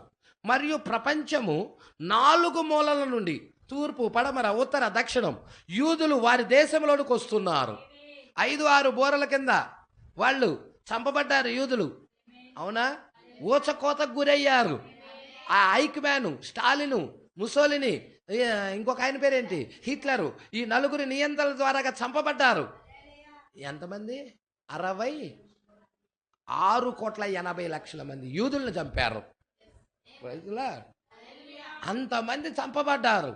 ఇక వారు స్వదేశానికి వెళ్తున్నారు. ఎప్పుడైతే 5-6 బోర్లు అయినాయో ఆ తర్వాత వారు విడుదల వచ్చింది. Praise the Lord. హల్లెలూయా. మీరు చూసారా? చూడండి, చాలా జాగ్రత్తగా పట్టుకోండి. మొదటి నిర్గమములో 2 సంవత్సరాల లోపు కాదు, 2 సంవత్సరాలు కాదు, రెండో నిర్గమము. మొదటి నిర్గమములో మగబిడ్డ పుడితే చంపేయండి అని రాజు శాసనం చేశారు. Praise the lord. అవునా? అనేక యూదులు మగబిడ్డలు చంపబడతా ఉన్నారు. ఆ టైంలో మోషే పుట్టి విమోచకుడు వచ్చాడు. అదే టైంలో విమోచకుడు వారి దేశంలో పుట్టి కాపాడబడి రక్షించబడి వారిని ఐగుప్తు నుండి బయటికి తెచ్చాడు. బానిసత్వం నుండి ఇజ్రాయేల్ ప్రజలు విడిపించాడు. రెండో నిర్గమంలో 2 సంవత్సరాల లోపు మగపిల్లలందరినీ వధిస్తా ఉన్నారు. అదే టైంలో యేసు వారిని ధర్మశాస్త్రము నుండి ఎక్కడికి తీసుకొచ్చాడు? కృప దగ్గరికి తెచ్చాడు. దేవుడికి మహిమ కలుగును గాక. ఇప్పుడు ఇక్కడ చూడండి, ఈ హిట్లరు, స్టాలిన్, ఈ యొక్క మొదటి ప్రపంచ యుద్ధము, రెండో ప్రపంచ యుద్ధము, ఆ శ్రమ తర్వాత వాళ్ళు స్వదేశానికి వెళ్తున్నారు, ప్రయాణమై వెళ్తున్నారు. ఎందుకు వెళ్తున్నారు? మెస్సియాని కలుసుకోవటానికి. ప్రవచనం చూడండి ఎంత కరెక్ట్గా నెరవేర్పు జరుగుతుందో. ప్రపంచము 4 మూలల నుండి యూదులు వారి దేశంలోనికి వచ్చుచున్నారు. అక్కడ కూడుకొంచున్నారు. వారి దేశంలో అక్కడ వాళ్ళు కూడుకొంచున్నారు. దేవుడు వారికి ఇచ్చాడండి ఆ భూభాగం. 222వ పేర ఇంగ్లాండ్ దేశం. ఇది అండర్లైన్ చేసుకోండి, ఇది చాలా ప్రాముఖ్యమైనది. ఇంగ్లాండ్ దేశం పట్టుకుంటున్నారా? జనరల్ అలన్బీ కాలంలో అక్కడికి వెళ్ళినది. ఎవరు వెళ్ళింది అక్కడికి? దేశం. ఏ దేశం వెళ్ళింది? ఇంగ్లాండ్ దేశము జనరల్ అలన్బీ కాలంలో అక్కడికి వెళ్ళింది. పట్టుకుంటున్నారండి. ప్రపంచము యుద్ధము తగ్గుచున్నప్పుడు, అంటే ప్రపంచ యుద్ధాలు జరిగినాయి కదా, మొదటి ప్రపంచ యుద్ధము, తర్వాత రెండో ప్రపంచ యుద్ధము తగ్గుచున్నప్పుడు, the decline of the world war. అవునా? ప్రపంచ యుద్ధాలు ఇవి. వరల్డ్ వార్ అనే 2వ పుస్తకంలో అని నేను అనుకొంచున్నాను. ఆ పుస్తకం యొక్క 2వ వాల్యంలో ఆ కార్యము రాయబడి ఉన్నది. ఏంటి ఆ కార్యం అంటే, ఆ కార్యం ఏంటి అంటే చూడు. మరియు వారు లొంగిపోయారు. ఎవరు లొంగిపోయింది? అక్కడ లొంగిపోయి తుర్కీలు లొంగిపోయిన వాళ్ళు ఎవరు? తుర్కీలు లొంగిపోయిరి. పిమ్మట అతడు వారికి ఇజ్రాయేల్ దేశమునిచ్చెను. అది తుర్కీలు లొంగిపోయారు. ఇక ఎవరికి ఇవ్వబడింది అంటే ఇజ్రాయేల్ దేశము ఇజ్రాయెల్ ప్రజలకి ఇవ్వబడింది. ఇజ్రాయెల్ దేశమును ఆ యెరూషలేమును ఇచ్చాను. మరి వారు ఒక దేశముగా ఎదుగుచున్నది. ఇప్పుడు అంతకుముందు అక్కడ వేరే వాళ్ళు ఉన్నారండి, తుర్కీలు ఉన్నారు అక్కడ. అర్థమై వాళ్ళు లొంగిపోయి ఇచ్చేసేసారు. ఎవరికి ఇచ్చేసారు? ఇలా భూభాగం వీళ్ళకి ఇచ్చేశారు.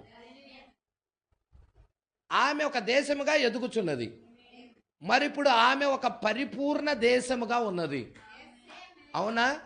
ఆమె యొక్క సొంత ద్రవ్యము చలామణి అగుచున్నది. కరెన్సీ, ద్రవ్యము, కరెన్సీ, పతాకం ఉంది. అవునా? జెండా, 6 కోణాల జెండా, సైన్యం ఉంది. ఇజ్రాయెల్ సైన్యం ఉందా? మరియు సమస్తము వారు కలిగి ఉండిరి. చూసారా? ఇప్పుడు వాళ్ళ దేశము ప్రపంచ మ్యాప్లోనే లేదు. అంతకుముందు 2000 సంవత్సరాల్లో ప్రపంచ మ్యాప్లోనే ఇజ్రాయెల్ అనే దేశం లేదు. కానీ ప్రపంచ మ్యాప్లో ఇప్పుడు ఇజ్రాయెల్ దేశం వచ్చేసింది. హల్లెలూయా. తీసివేయబడినది మరలా వచ్చినది. దేవుడికి మహిమ కలుగునుగాక. అపోస్తుల బోధ తీసివేయబడినది, చివరి దినాల్లో అపోస్తుల బోధ మరలా వచ్చినది. పెంతెకోస్తు యొక్క దిగిన అదే దేవుడు అగ్ని స్తంభము, ఫైర్ ఆఫ్ ఫిల్లరు మనుషులతో వ్యవహరిస్తూ ఉన్నారు. అయితే అపవాది ఆ అపోస్తుల బోధ మీద దాడి చేయటం ద్వారాగా దేవుడు అక్కడి నుండి తప్పుకున్నాడు. తర్వాత తీసివేయబడినది. తర్వాత చివరి దినాల్లో మరలా అగ్ని స్తంభం ప్రత్యక్షమైనది.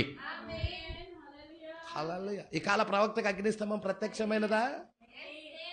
మీరు చూడండి, మొదటి సంఘకాలపు దూతైన పౌలు గారికి అగ్ని స్తంభం ప్రత్యక్షమైంది. 7వ సంఘకాలపు దూతైన విలియం మ్యారియన్ బ్రనాం గారికి అగ్ని స్తంభం ప్రత్యక్షమైంది.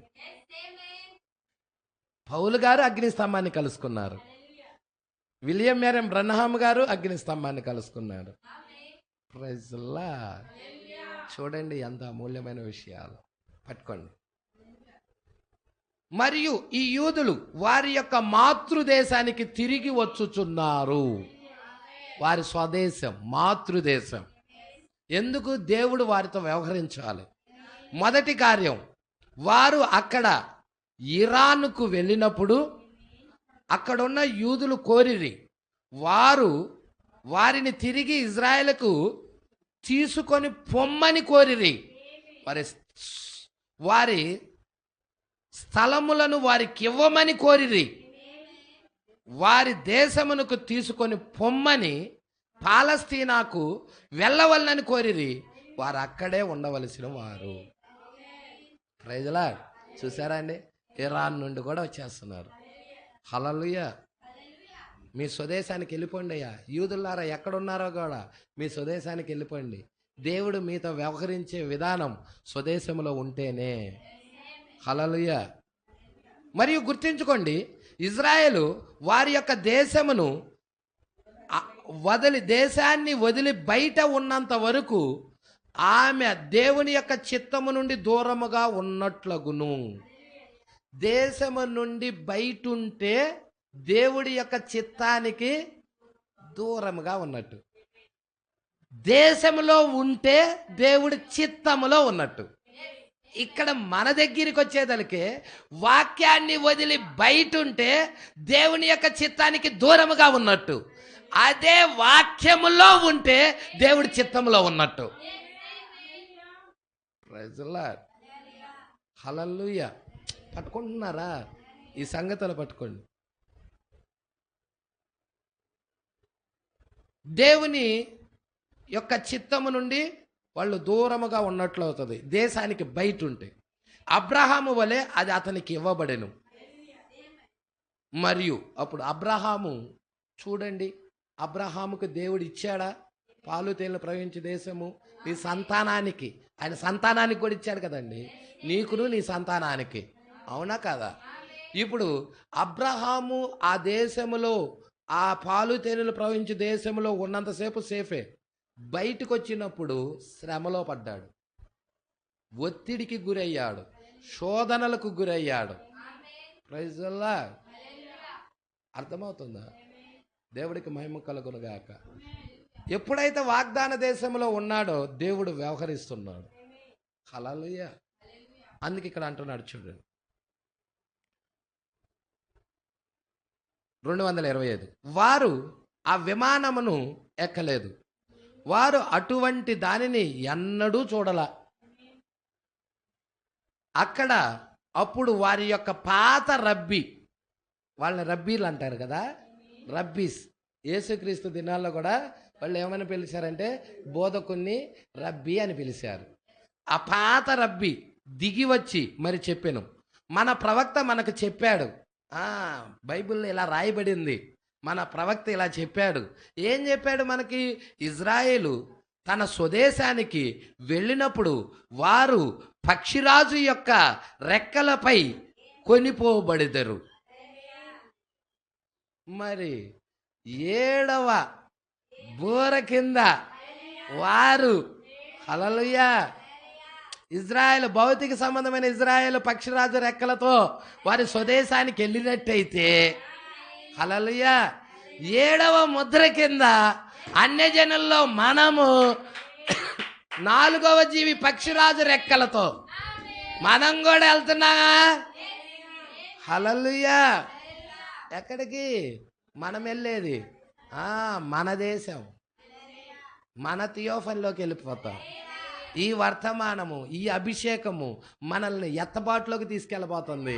మన శరీరాలను మార్చి థియోఫనీ వచ్చి ధరించుకున్నప్పుడు ఈ మర్త్య శరీరం మారిపోతుంది. ఇది అమర్త్యతను ధరించుకుంటుంది. ఎత్తబాటులో మన గృహానికి మనం వెళ్తాం. ఇక్కడ చూద్దాం, వారు పక్షిరాజు రెక్కలపై కొనిపోబడతారు.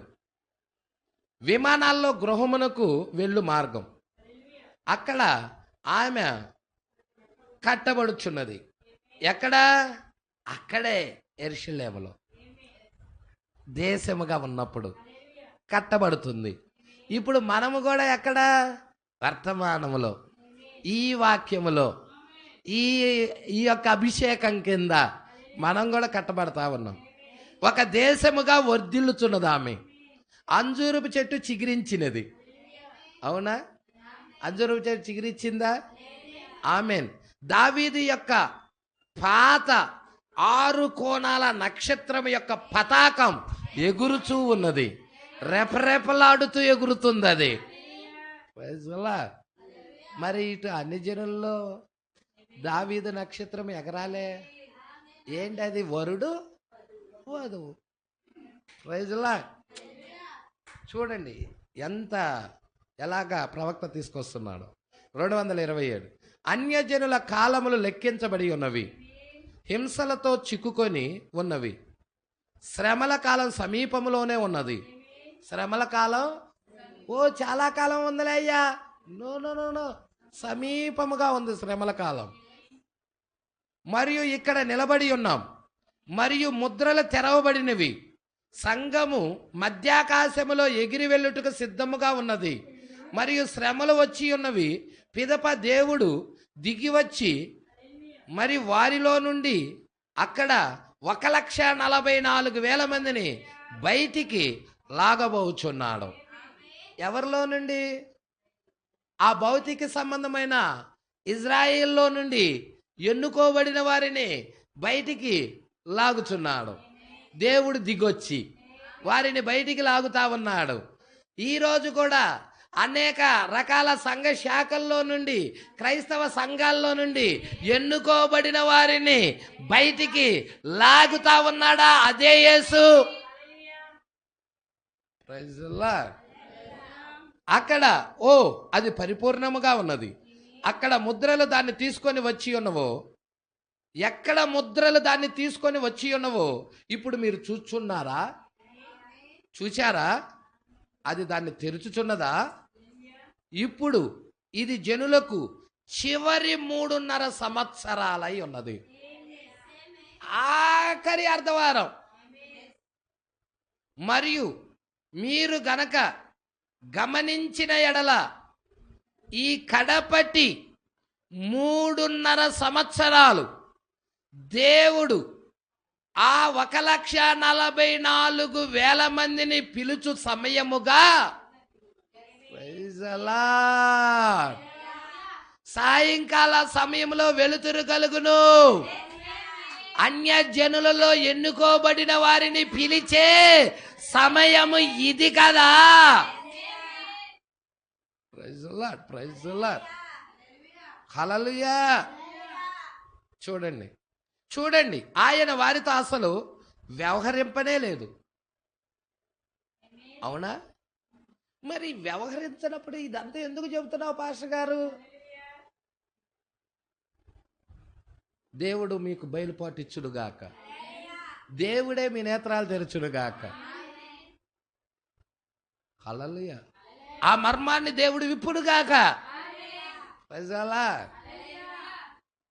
ఎందుకరకయ్యా అంటే 7వ బూర కింద యూదులకి ఏమి జరగబోచున్నదో, 7వ ముద్ర కింద అన్యజనుల్లో ఉన్న వధువుకి, అందుకోసమే ప్రవక్త ఆ విషయాలు తీసుకొస్తున్నాడు. Praise the Lord. ఇక్కడ ఏమంటున్నాడో చూడండి. ఆయన వారితో అసలు వ్యవహరింపనే లేదు. వారికి అసలు ఒక ప్రవక్త కూడా ఇప్పుడు ఏమైనా ఉన్నారా? ఇంకా లేడు. ఈమె వెళ్ళాలి. వారికి అసలు ఒక్క ప్రవక్త కూడా లేడు. వారు ప్రవక్తలు తప్ప మరి దేన్ని నమ్మరు. మీరు వారిని మోసపరచలేరు. అవునా? ఈరోజు ఎన్నుకోబడిన వధువును కూడా ఎవ్వరూ మోసపరచలేరు. ఎన్నుకోబడిన వధువు ప్రవక్తని తప్ప, ప్రవక్త వర్తమానం తప్ప వేరొకటి ఎరగదు.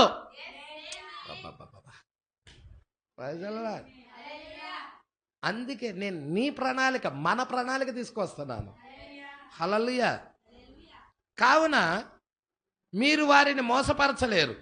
కావున వారు ఒక ప్రవక్త మాటను మాత్రమే వినిదరు. మరి ఎన్నుకోబడిన వధువు అందరి మాటలు వినిద్దా?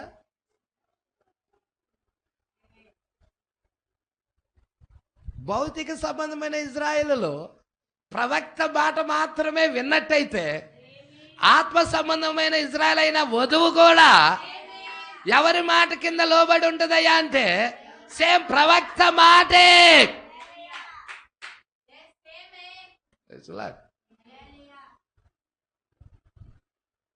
అవునండి.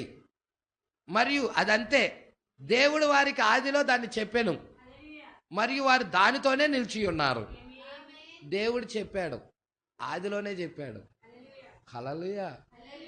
చెప్పాడా మనకు కూడా వాక్యంతోనే ఉండమని.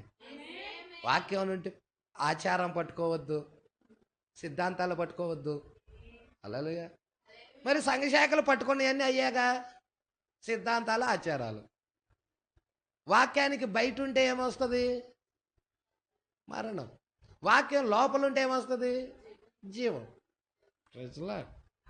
చూద్దాం, కొంచెం ముందు చూద్దాం.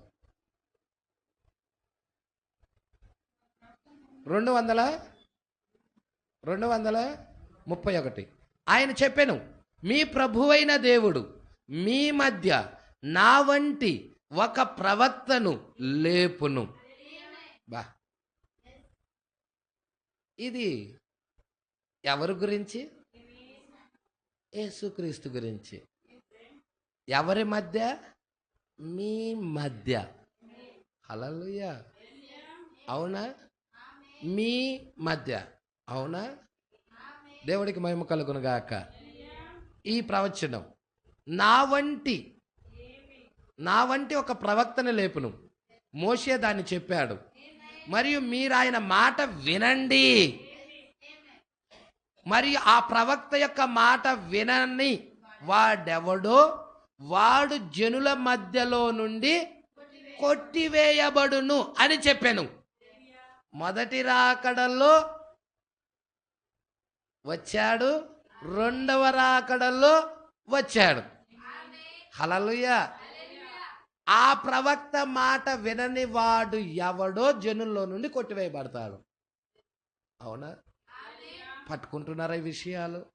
మోషే వంటి ఒక ప్రవక్త మీ సహోదరుల్లో నుండి పుట్టించును లేపును. అక్కడ ఎలాగ యూదుల్లో నుండి లేపాడో ఇటు అన్ని జనుల్లో నుండి లేపాడు. అక్కడ మెస్సియా, వాళ్ళ మధ్య మెస్సియా సూచన కనపరిచాడు. అన్యజనులు విలియం మ్యారియన్ బ్రన్హాములో ఉండి మెస్సియా సూచన కనపరిచాడు దేవుడు. విలియం మ్యారియన్ బ్రన్హాం దేవుడు కాదు, విలియం మ్యారియన్ బ్రన్హాం క్రీస్తు కాదు, కానీ విలియం మ్యారియన్ బ్రన్హాం అనే శరీరాన్ని వాడుకొని మెస్సియా సూచన కనపరిచాడు. ప్రైజ్లాడ్ పట్టుకోండి. మరియు మీరు చూడండి, వారి యొక్క కళ్ళకు గ్రుడ్డితనము కలగజేయవలను. హల్లెలూయా. భౌతిక సంబంధమైన ఇజ్రాయేలు కళ్ళకి ఏం కావాలి? లేని ఎడల వారు ఆయన్ని గుర్తించి ఉండెదరు. గుడ్డితనం లేదనుకో మెస్సియాని పట్టేసుకుంటారు. మెస్సియాని వాళ్ళు పట్టుకున్నారనుకో, ఎరిగారనుకో, రక్షణ లేదు, రక్షణ లేదు. మరి రక్షణ ఆయన బలైతేనేగా. వాళ్ళకి రక్షణ కావాలి, మనకి రక్షణ కావాలి. యేసుక్రీస్తు రక్తమేగా పాపాన్ని కడిగేది. యేసు చనిపోకుండా పాప పరిహారం ఎలాగా? యేసు చనిపోకుండా, యేసు రక్తం చిందించకుండా పాపం పోతుందా? కాబట్టి దేవుడి యొక్క ప్రణాళికలో దేవుడు ఏం చేశాడంటే, వారికి ఎరగనీయకుండా, తనను చూడనీయకుండా, తనను ఎరగనీయకుండా దేవుడు గుడితనం కలగజేశాడు. హల్లెలూయా. ఇది పట్టుకోండి, చాలా జాగ్రత్తగా పట్టుకోండి.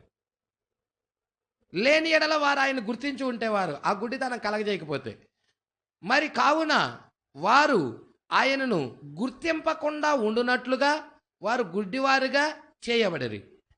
వారు మరి ఆ కార్యాల వలన సాతాను వారి పైకి వచ్చునట్లు చేసి, సాతాను ఎవరి మీదకి వచ్చినట్లు? వారి పైకి. ఎవరి పైకి? ఆ పరిసయ్యులు, ఆ సద్దుకయ్యలు, శాస్త్రులు, వారి పైకి. చూసారా? మరి ఆ కార్యాల వలన సాతాను వారి పైకి వచ్చినట్లు చేసి, మరి ఆయన సోదె చెప్పువాడు అన్నారు, బయల్జేబన్ అన్నారు. అవునా? ఆయన యొక్క రక్తము మా మీద, మా పిల్లల మీద ఉండును కాక అన్నారు. ఆయనలో ఏమీయును లేదు అని మేము ఎరిగి ఉన్నామని వారు చెప్పారు. అవునా? మరియు ఆ దీన ప్రజలు గుడ్డివారిగా చేయబడిరి. ఎవరు? యూదులు, ఇజ్రాయేల్ ప్రజలు. మరి ఆ కారణం చేతనే ఆ ఐక్యమైన గుంపుకు చెందినవారు ప్రజలా మరియు ఇతరులందరూ వారిని అక్కడ హతమార్చిరి. చంపారా? ఇతరులందరిని కూడా అక్కడ హతమార్చారు. వారు మరలా వచ్చుటకు వారికి హక్కు కలదు. చంపబడ్డారు. ఐక్యమేను 4 నియంతల ద్వారాగా 6,80,00,000 మంది యూదుల దాకా చంపబడ్డారు. మరి ఆ తర్వాత మరి వారి స్వదేశానికి వారు మరలా వచ్చుటకు వారికి హక్కు కలదు. వారి యొక్క స్వకీయ తండ్రి వారి కండ్లను గ్రుడ్డితనం చేశాడు, తండ్రే కలగజేశాడు. కావున ఆయన మనలను గైకొనగలిగెను. వారి గుడ్డితనము వల్ల మనలని పొందుకున్నాడు. లేఖనాల్లో దాదాపుగా అదియే చాలా విచారకరమగు సంగతిగా ఉన్నది. అక్కడ జరిగిన దానిని తలంచి చూడండి. యూదులు వారి యొక్క సొంత దేవుడు అక్కడ రక్తము కార్చుచూ వేలాడి ఉండగా, వారి యొక్క సొంత తండ్రి యొక్క రక్తమును మా మీద ఉండునుగాక అని వారు అన్నారు. అక్కడ వారు ఆయనను సిలువ వేసిరి అని పరిశుద్ధ గ్రంథము చెప్పుచున్నది. ఆ గొప్ప 4 మాటలు చూడండి, గమనించండి. ఏంటి ఆ గొప్ప 4 మాటలంటే? అక్కడ అంటే యెరూషలేము, ప్రపంచములో ఉండు అతి పరిశుద్ధ స్థలం, అది పరిశుద్ధ పట్టణం. అక్కడ అనేది ఒక మాట. అక్కడ అంటే ఎక్కడ? యెరూషలేములో. యెరూషలేము దేనికి ప్రాముఖ్యత? పరిశుద్ధ పట్టణం. అది ప్రపంచములో ఎన్ని పట్టణాలు ఉన్నా అటన్నిటికంటే పరిశుద్ధ పట్టణం ఏంటంటే యెరూషలేము. వారు, రెండవ మాట ఏంటండి? మొదటి మాట అక్కడ, రెండవ మాట వారు. వారంటే ఎవరు? ప్రపంచంలో ఉండు మహాపరిశుద్ధ జనులు. ఎన్నో మతాలు ఉన్నాయి, ఎంతో మందిని ఆరాధిస్తూ ఉన్నారు. కానీ పరిశుద్ధ జనులు ఎవరంటే ఇజ్రాయేలు. ప్రపంచంలో ఉండు మహా పరిశుద్ధ జనులు వారు. సిలువ వేయబడుట. హల్లెలూయా. సిలువ వేయబడుట ప్రపంచంలో చాలా ఘోరమైన మరణం. ఇది మూడోది. వారు అక్కడ ఆయనను సిలువ వేసిరి. ఇది 4 మాటలు. వారు అనేది ఒక మాట, అక్కడ అనేది ఒక మాట, ఆ సిలువ అనేది ఒక మాట, ఆయనను సిలువ వేసిరి. ఆయన అనేది ఒక మాట. పట్టుకుంటున్నారా? ఈ 4 పట్టుకోండి. వారు అంటే ప్రపంచంలో ఉండు మహాపరిశుద్ధ జనులు, ఇజ్రాయేల్ ప్రజలు. సిలువ వేయబడుట ప్రపంచంలో చాలా ఘోరమైన మరణం. ఆయన అంటే ప్రపంచంలో అతి ప్రాముఖ్యమైన వ్యక్తి. ఎవరైనా? ప్రభు అయిన యేసుక్రీస్తు ప్రపంచంలో అతి ప్రాముఖ్యమైన వ్యక్తి. భక్తిగల జనులు. ప్రపంచములో గొప్ప మతము, ప్రపంచంలో నిజమైన ఒకే ఒక మతము అచ్చట నిలబడి ఉన్నది. పరిశుద్ధ గ్రంథము రాబోచున్నాడని చెప్పిన అదే దేవుడు వారి మధ్యకు వచ్చినప్పుడు వారు ఆయన్ని సిలువ వేశారు. వారు దాన్ని ఎందువల్ల చూడలేకపోయిరి? దేవుడు వారికి గుడ్డివారిగా చేసినందున. కావున వారు దాన్ని చూడలేకపోయిరి. పరిశుద్ధ గ్రంథం చెప్పుచున్నది, నాలో పాపమున్నదని మీలో ఎవడైనా నాపై నేరం మోపగలరా అని. ఆయనలో పాపం అనేదే లేదు. ఇక్కడ చూడండి అని ఆయన అడిగను. ఇంకొక మాటలో చెప్పవలనన్నా, నన్ను గురించి ఏమి చెప్పబడి ఉన్నదో ఆ ప్రకారంగా చెయ్యని ఎడల్లా దాని గురించి మీరు నాకు చెప్పండి. ఆయన గురించి ఏ లేఖనాలు రాయబడి ఉన్నాయో వాటన్నిటినీ నేను నెరవేర్చలేకపోతే చెప్పండి. అది దాని అర్థం. హల్లెలూయా. అర్థమవుతుందా? నాలో పాపం ఉన్నదని మీలో ఎవరు నాపై నేరం మోపగలరనే దానికి అర్థం ఏంటయ్యా అంటే, నా గురించి ఏమి చెప్పబడి ఉన్నదో, పరిశుద్ధుల ప్రవక్తల నోట ఏమి పలికిచ్చానో ఆ ప్రకారం చెయ్యని ఎడల, ఆ కార్యాలు నేను జరిగించని ఎడల మీరు నాతో చెప్పండి. ఆ కార్యాలు జరిగించలేదనుకో పాపంలో ఉన్నట్టు, జరిగించాననుకో పాపంలో ఉన్నట్టు కాదు. నా గురించి రాయబడిన లేఖనాలు నేను నెరవేర్చడానికి వచ్చాను. ప్రజలా అందుకు అంటున్నాడు, నన్ను గురించి ఏమి చెప్పబడి ఉన్నదో ఆ ప్రకారం చెయ్యని ఎడల దాని గురించి మీరు నాకు చెప్పండి. పాపము అనగా ఏంటంటే అవిశ్వాసమే. దేవుడు ఆయనకు ఏమి చెప్పానో సరిగ్గా దానినే ఆయన చేసెను. అయితే వారు దానిని చూడలేకపోయారు. అంటే యేసు వచ్చి ఏమి నెరవేర్చాలో లేఖనాలు భక్తుల ద్వారాగా పాత నిబంధనలో నుండి చెప్పుకుంటా వచ్చిన కార్యాలన్నీ ఆయన నెరవేర్చాడు. ప్రజలా, ఇప్పుడు మీరు జనులతో మాట్లాడిన ఎడల అది ఒక బాతు వీపు మీద నీరు పోసినట్లు ఉంటుంది. నేను ఏ అర్థంతో చెప్పుచున్నానో మీరు చూస్తున్నారా? అది చాలా విచారకరమగు కార్యం. మీరు ఈ దేశమును మరియు ఈ జనులను చూచినప్పుడు వారు చేయు కార్యాలు వారు చాలా భక్తితో ఉండి మరి లొంగరు. మతపరమైన భక్తితో ఉండి లొంగరు అంటే ఆ బాతు వీపు మీద నీళ్లు పోతే నిలబడతాయండి, అంతే.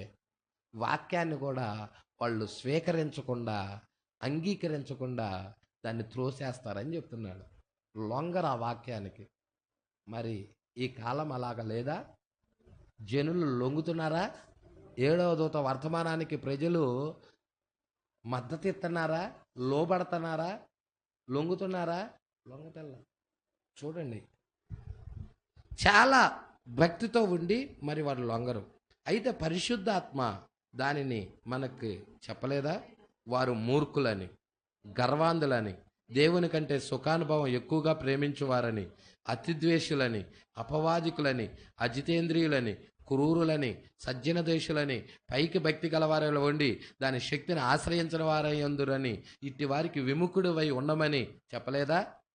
మొదట రాకడ ఎలాగా లొంగలేదో ప్రజలు, ఎలాగా యూదులు ఆ వాక్యాన్ని చూడలేకపోయారో, ఈరోజు రెండో రాకడలో కూడా అన్యజనులు వాక్యానికి లొంగటల్లా, లోబడటల్లా. ఇది మూర్ఖత్వం కనపరుస్తున్నారు, గర్వాంధులుగా ఉంటున్నారు, దేవుని కంటే సుఖానుభవం ఎక్కువగా ప్రేమించుకుంటా ఉంటున్నారు, లోకాన్నే ప్రేమిస్తున్నారు. అతి ద్వేషులు, సామాన్యమైన ద్వేషులు కాదు, ద్వేషంలో కూడా అతి ద్వేషులు, అబ్బో, అపవాదికులు, అజితేంద్రులు, క్రూరులు, మంచి వాటిని ద్వేషించేవారు. పైకి మాత్రం వీళ్ళు భక్తి పరులు అని చెప్పుకుంటారు కానీ దాని శక్తిని ఆశ్రయించరు. ఇటువంటి వారు భూమి మీద భక్తి పరులుగా కనపరుచుకుంటారు. వాళ్ళకి వేరై ఉండు, వారికి విముఖుడవై ఉండు, వారితో కలవద్దు, వారితో ఐక్యమవ్వద్దు, వారి నుండి బయటికి రా. ఇది వర్తమానం, ఇది దూత తీసుకొచ్చిన వర్తమానం, ఇది యేసు తెచ్చిన వర్తమానం. ప్రజలా, ఇట్టి వారికి విముఖుడవై ఉండమంటే అర్థం ఏంటి? దూరంగా ఉండమని అర్థమవుతుందా? ఇక్కడే మనం ఉన్నాము. ఈ సంఘశాఖలు సత్యమును మార్చేశాయి, సంఘశాఖలు మార్చేశాయి. వారు సమస్త మహిమ మరియు శక్తి తీసుకొని మరి అది అపోస్తుల కాలమునకు లేకపోతే 1000 ఏండ్ల పాలనకు దాన్ని జతపరిచి అది అప్పుడు చేయునని చెప్పుచున్నారు. ఇంతకు మునుపు నేను చెప్పినట్లు ఎల్లప్పుడూ మానవుడు మానవుడు ఎల్లప్పుడూ ఆయన ఇది వరకు ఏమి చేసి ఉన్నాడో దానిని దేవునికి స్తోత్రాలు చెల్లిస్తాడు. అంటే గడిచిన దాన్ని నమ్ముతాడు, దానికి స్తోత్రమయ్యా అంటాడు. ఆయన ఏమి చేయబోచున్నాడో అని ఎదురు చూచుచు మరియు సరిగ్గా ఇప్పుడు ఆయన ఏమి చేయబోచున్నాడో దాన్ని కూడా నమ్ముతారు. అంటే జరిగిన దానిని నమ్ముతారు, జరగబోయేదాన్ని నమ్ముతారు, జరుగుచూ ఉన్నదాన్ని నమ్మరు, ప్రెజెంట్ టెన్స్ నమ్మరు,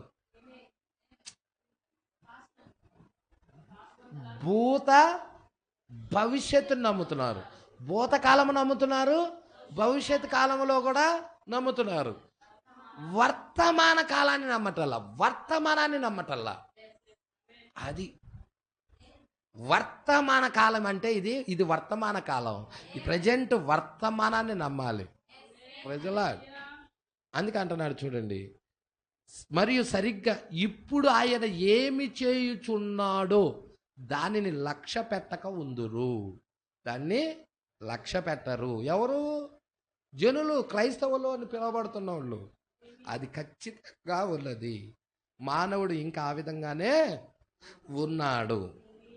అక్కడ యూదులు నిలబడి చెప్పుచున్నారు దేవునికి మహిమ. ఎలా? పరిశుద్ధ గ్రంథము యోహాను సువార్త 6వ అధ్యాయంలో చెప్పబడినది, మా పితరులు అరణ్యములో మన్నాను తిన్నారయ్యా అంటున్నారు. యేసు చెప్పాడు వారందరూ చనిపోయారయ్యా అన్నాడు. వారంటున్నారు అరణ్యంలో బండలో నుండి నీళ్లు తాగామయ్యా, ఆ కార్యం చేశాడు, ఈ కార్యం చేశాడయ్యా మా ప్రవక్త అని చెప్తున్నారు. యేసు చెబుతున్నాడు ఆ బండను నేనే, ఆ కొట్టబడిన బండను నేనే.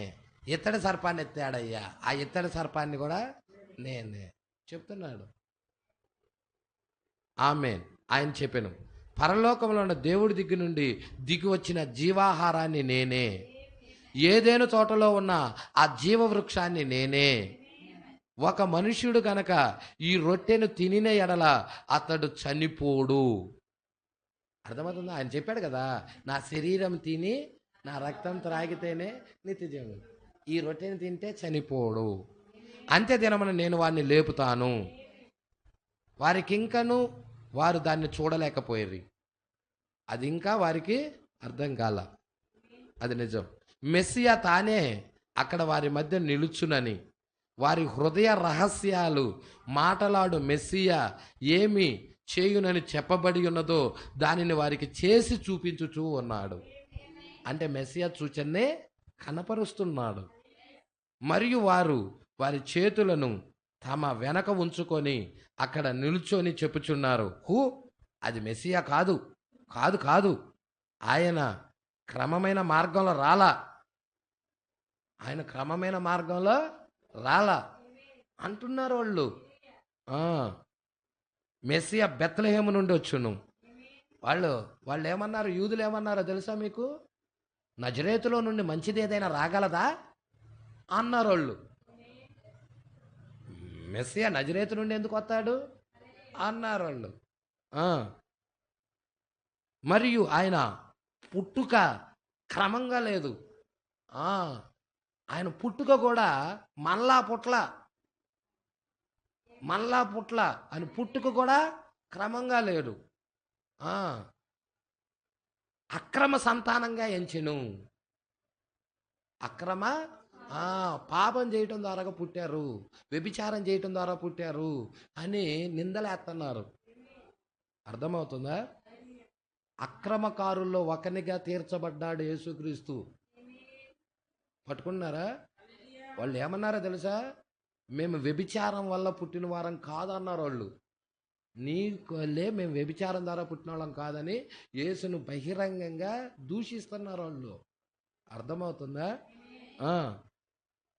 ఆయన గురించి అది అపవాది చేయు కార్యంగా ఉన్నది. ఆయన అద్భుతాలు వాళ్ళ మధ్య కనపరుస్తుంటే, వాళ్ళ మధ్య స్వస్థతలు చేస్తుంటే అది దయ్యం చేస్తుంది అంటున్నారు. అపవాది చేయు కార్యంగా ఉన్నది.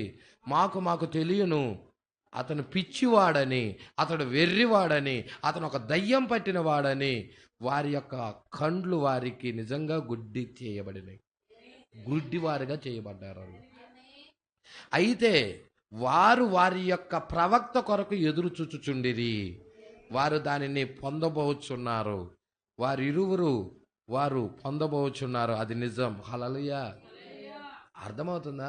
ఇప్పుడు వాళ్ళు దేని కొరకు ఎదురు చూస్తున్నారయ్యా అంటే ప్రవక్త కొరకు ఎదురు చూస్తున్నారు. ఆ ప్రవక్త వచ్చి మెస్సియా సూచనని కనపరిచినప్పుడు వాళ్ళు కరెక్ట్గా ఏడుస్తారు, ప్రలాపిస్తారు, రోధిస్తారు. జ్యేష్ఠ పుత్రుడు చనిపోతే ఎలా ప్రలాపిస్తారు, మా మెస్సియాని మేము సిలువేసుకున్నామా, మా మెస్సియాని మేము చంపుకున్నామా అని ఆ యూదులు రోధిస్తారు. ప్రజల ఇక్కడ అంటున్నాడు చూడండి. ఇప్పుడు మరలా గమనించండి. ఇప్పుడు యూదులు, నేను మీకు ఇంకొక చిన్న సూచన ఇచ్చేదను. కావున ఎత్తబడుటకు యువతల పక్కన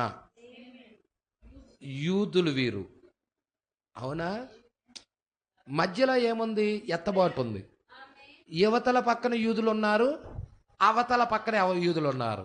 అంటే మోషే ఏలియాలు వచ్చినప్పుడు అక్కడ చంపబడే యూదులు ఉన్నారు.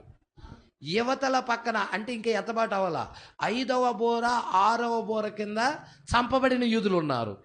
వీళ్ళు బలిపీఠం కిందకి వెళ్ళిపోయారు. ఎత్తబాటుకు యువతల పక్కన ఉండి యూదులు. పట్టుకోండి.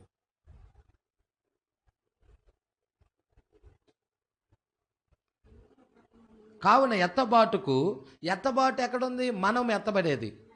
వధువుకు ఎత్తబాటుకు యువతల పక్కన ఉండి యూదులు వీరు. ఏమి జరగనయ్యిందో గమనించండి. అది కూడా చిహ్నంగానే ఉన్నది. బాబా, యువతల పక్కన ఉండేది కూడా చిహ్నంగానే ఉన్నది. మనకు అధిక సమయం లేనందువలన నేను దాన్ని తీయుటలేదు. బాబా, ఇక్కడ మర్మము ప్రవక్త ఏంటి, ఆ మర్మం ఏంటనేది, యువతల పక్కన ఉండే దాని గురించి ఏంటనేది మనకు సమయం ఎక్కువగా లేకపోయిన కారణాన్ని బట్టి నేను దాన్ని తీయట్లేదన్నాడు, పెట్టేసేసాడు. యాకోబు యొక్క శ్రమలు అని పిలవబడుటలో కూడా అది దుష్టాంతరముగా ఇవ్వబడినది. ఇక దీనిని పట్టుకొని మనం వెళ్ళాలి. యాకోబు యొక్క శ్రమలు అని పిలవబడుటలో కూడా అది దుష్టాంతరముగా ఇవ్వబడినది. క్లూ ఇచ్చాడు ప్రవక్త. ఇప్పుడు గమనించండి, ఈ యూదులు ఇక్కడ గమనించండి. అది ఒక పట్టుకుంటున్నారా? నేను ఇక్కడ కొద్ది సమయం తీసుకోబోచున్నాను. చూసారా? నేను దానిని దాటిపోయినప్పుడు అది నాకు ఉద్రిక్తను కలగజేయుచున్నది. గమనించండి, దాన్ని మీరు చూడవలెనని నేను మిమ్మల్ని కోరుచున్నాను. నేను ఊరక సరే, దేవుడు దాన్ని మీకు చూపించునని నేను నిశ్చయముగా దేవుడే చూపించునుగాక. యాకోబు, ఇది నెక్స్ట్ వారానికి వాయిదా వేద్దాం. దేవుడు మాటలు దీవించి ఆశీర్వదించునుగాక. ప్రార్థన చేసుకుందాం. 246వ పేరా నుండి నెక్స్ట్ వారం మీరు చదవండి. నెక్స్ట్ వారం 246 నుండి 275వ పేరా దాకా చదవండి. చాలా అద్భుతమైన ప్రసంగాలు ఉన్నాయి. మీరు దీంట్లో ఈ 6వ ముద్రలో మరి మన యొక్క పాత్ర గురించి, మన స్థానం గురించి రాయబడిన వాక్యం కింద దాచబడిన మర్మం చెప్పుకుంటా వస్తున్నాడు. అది పట్టుకోండి. అందుకే ఈమె గురించిన ప్రణాళిక నిశ్శబ్దంలో పెట్టాడు. అర్ధగంట సేపు నిశ్శబ్దం. 7వ ముద్ర అర్ధగంట సేపు, ఇంచుమించు అర్ధగంట సేపు నిశ్శబ్దం. అర్థమవుతుందా? కాబట్టి చదవండి, బయలుపాటు అడగండి, దేవుడు ఖచ్చితంగా మీకు ఇస్తాడు. హల్లెలూయా. ఎత్తబాటుకు యువతల పక్కన యూదులు ఉన్నారు, చంపబడిన వారు. అవతల పక్కన యూదులు ఉన్నారు. యువతల పక్కన అవతల పక్కన యూదులు ఉన్నారు. యువతల పక్కన ఏం జరుగుతుంది, అవతల పక్కన ఏం జరుగుతుంది పట్టుకోండి. వధువుకి ఇవి నీడలుగా ఉన్నాయి. హల్లెలూయా. ఎందుకంటే వధువు గడియారం ఎవరయ్యా అంటే యూదులు. యూదులకి ఏం జరుగుతుంది ఇది పట్టుకోండి. దేవుడి మాటలు దీవించి ఆశీర్వదించునుగాక. ఇలాంటి వర్తమానాలు మీకు మరిన్ని అందుబాటులో ఉండాలంటే ఈ ఛానల్ని సబ్స్క్రైబ్ చేయండి. ఇంకా ఈ ఛానల్ని సబ్స్క్రైబ్ చేసుకుని వారు ఉన్నట్లయితే ఈ వీడియోలో చూపించిన విధంగా సబ్స్క్రైబ్ చేసుకోనండి. ఆమేన్.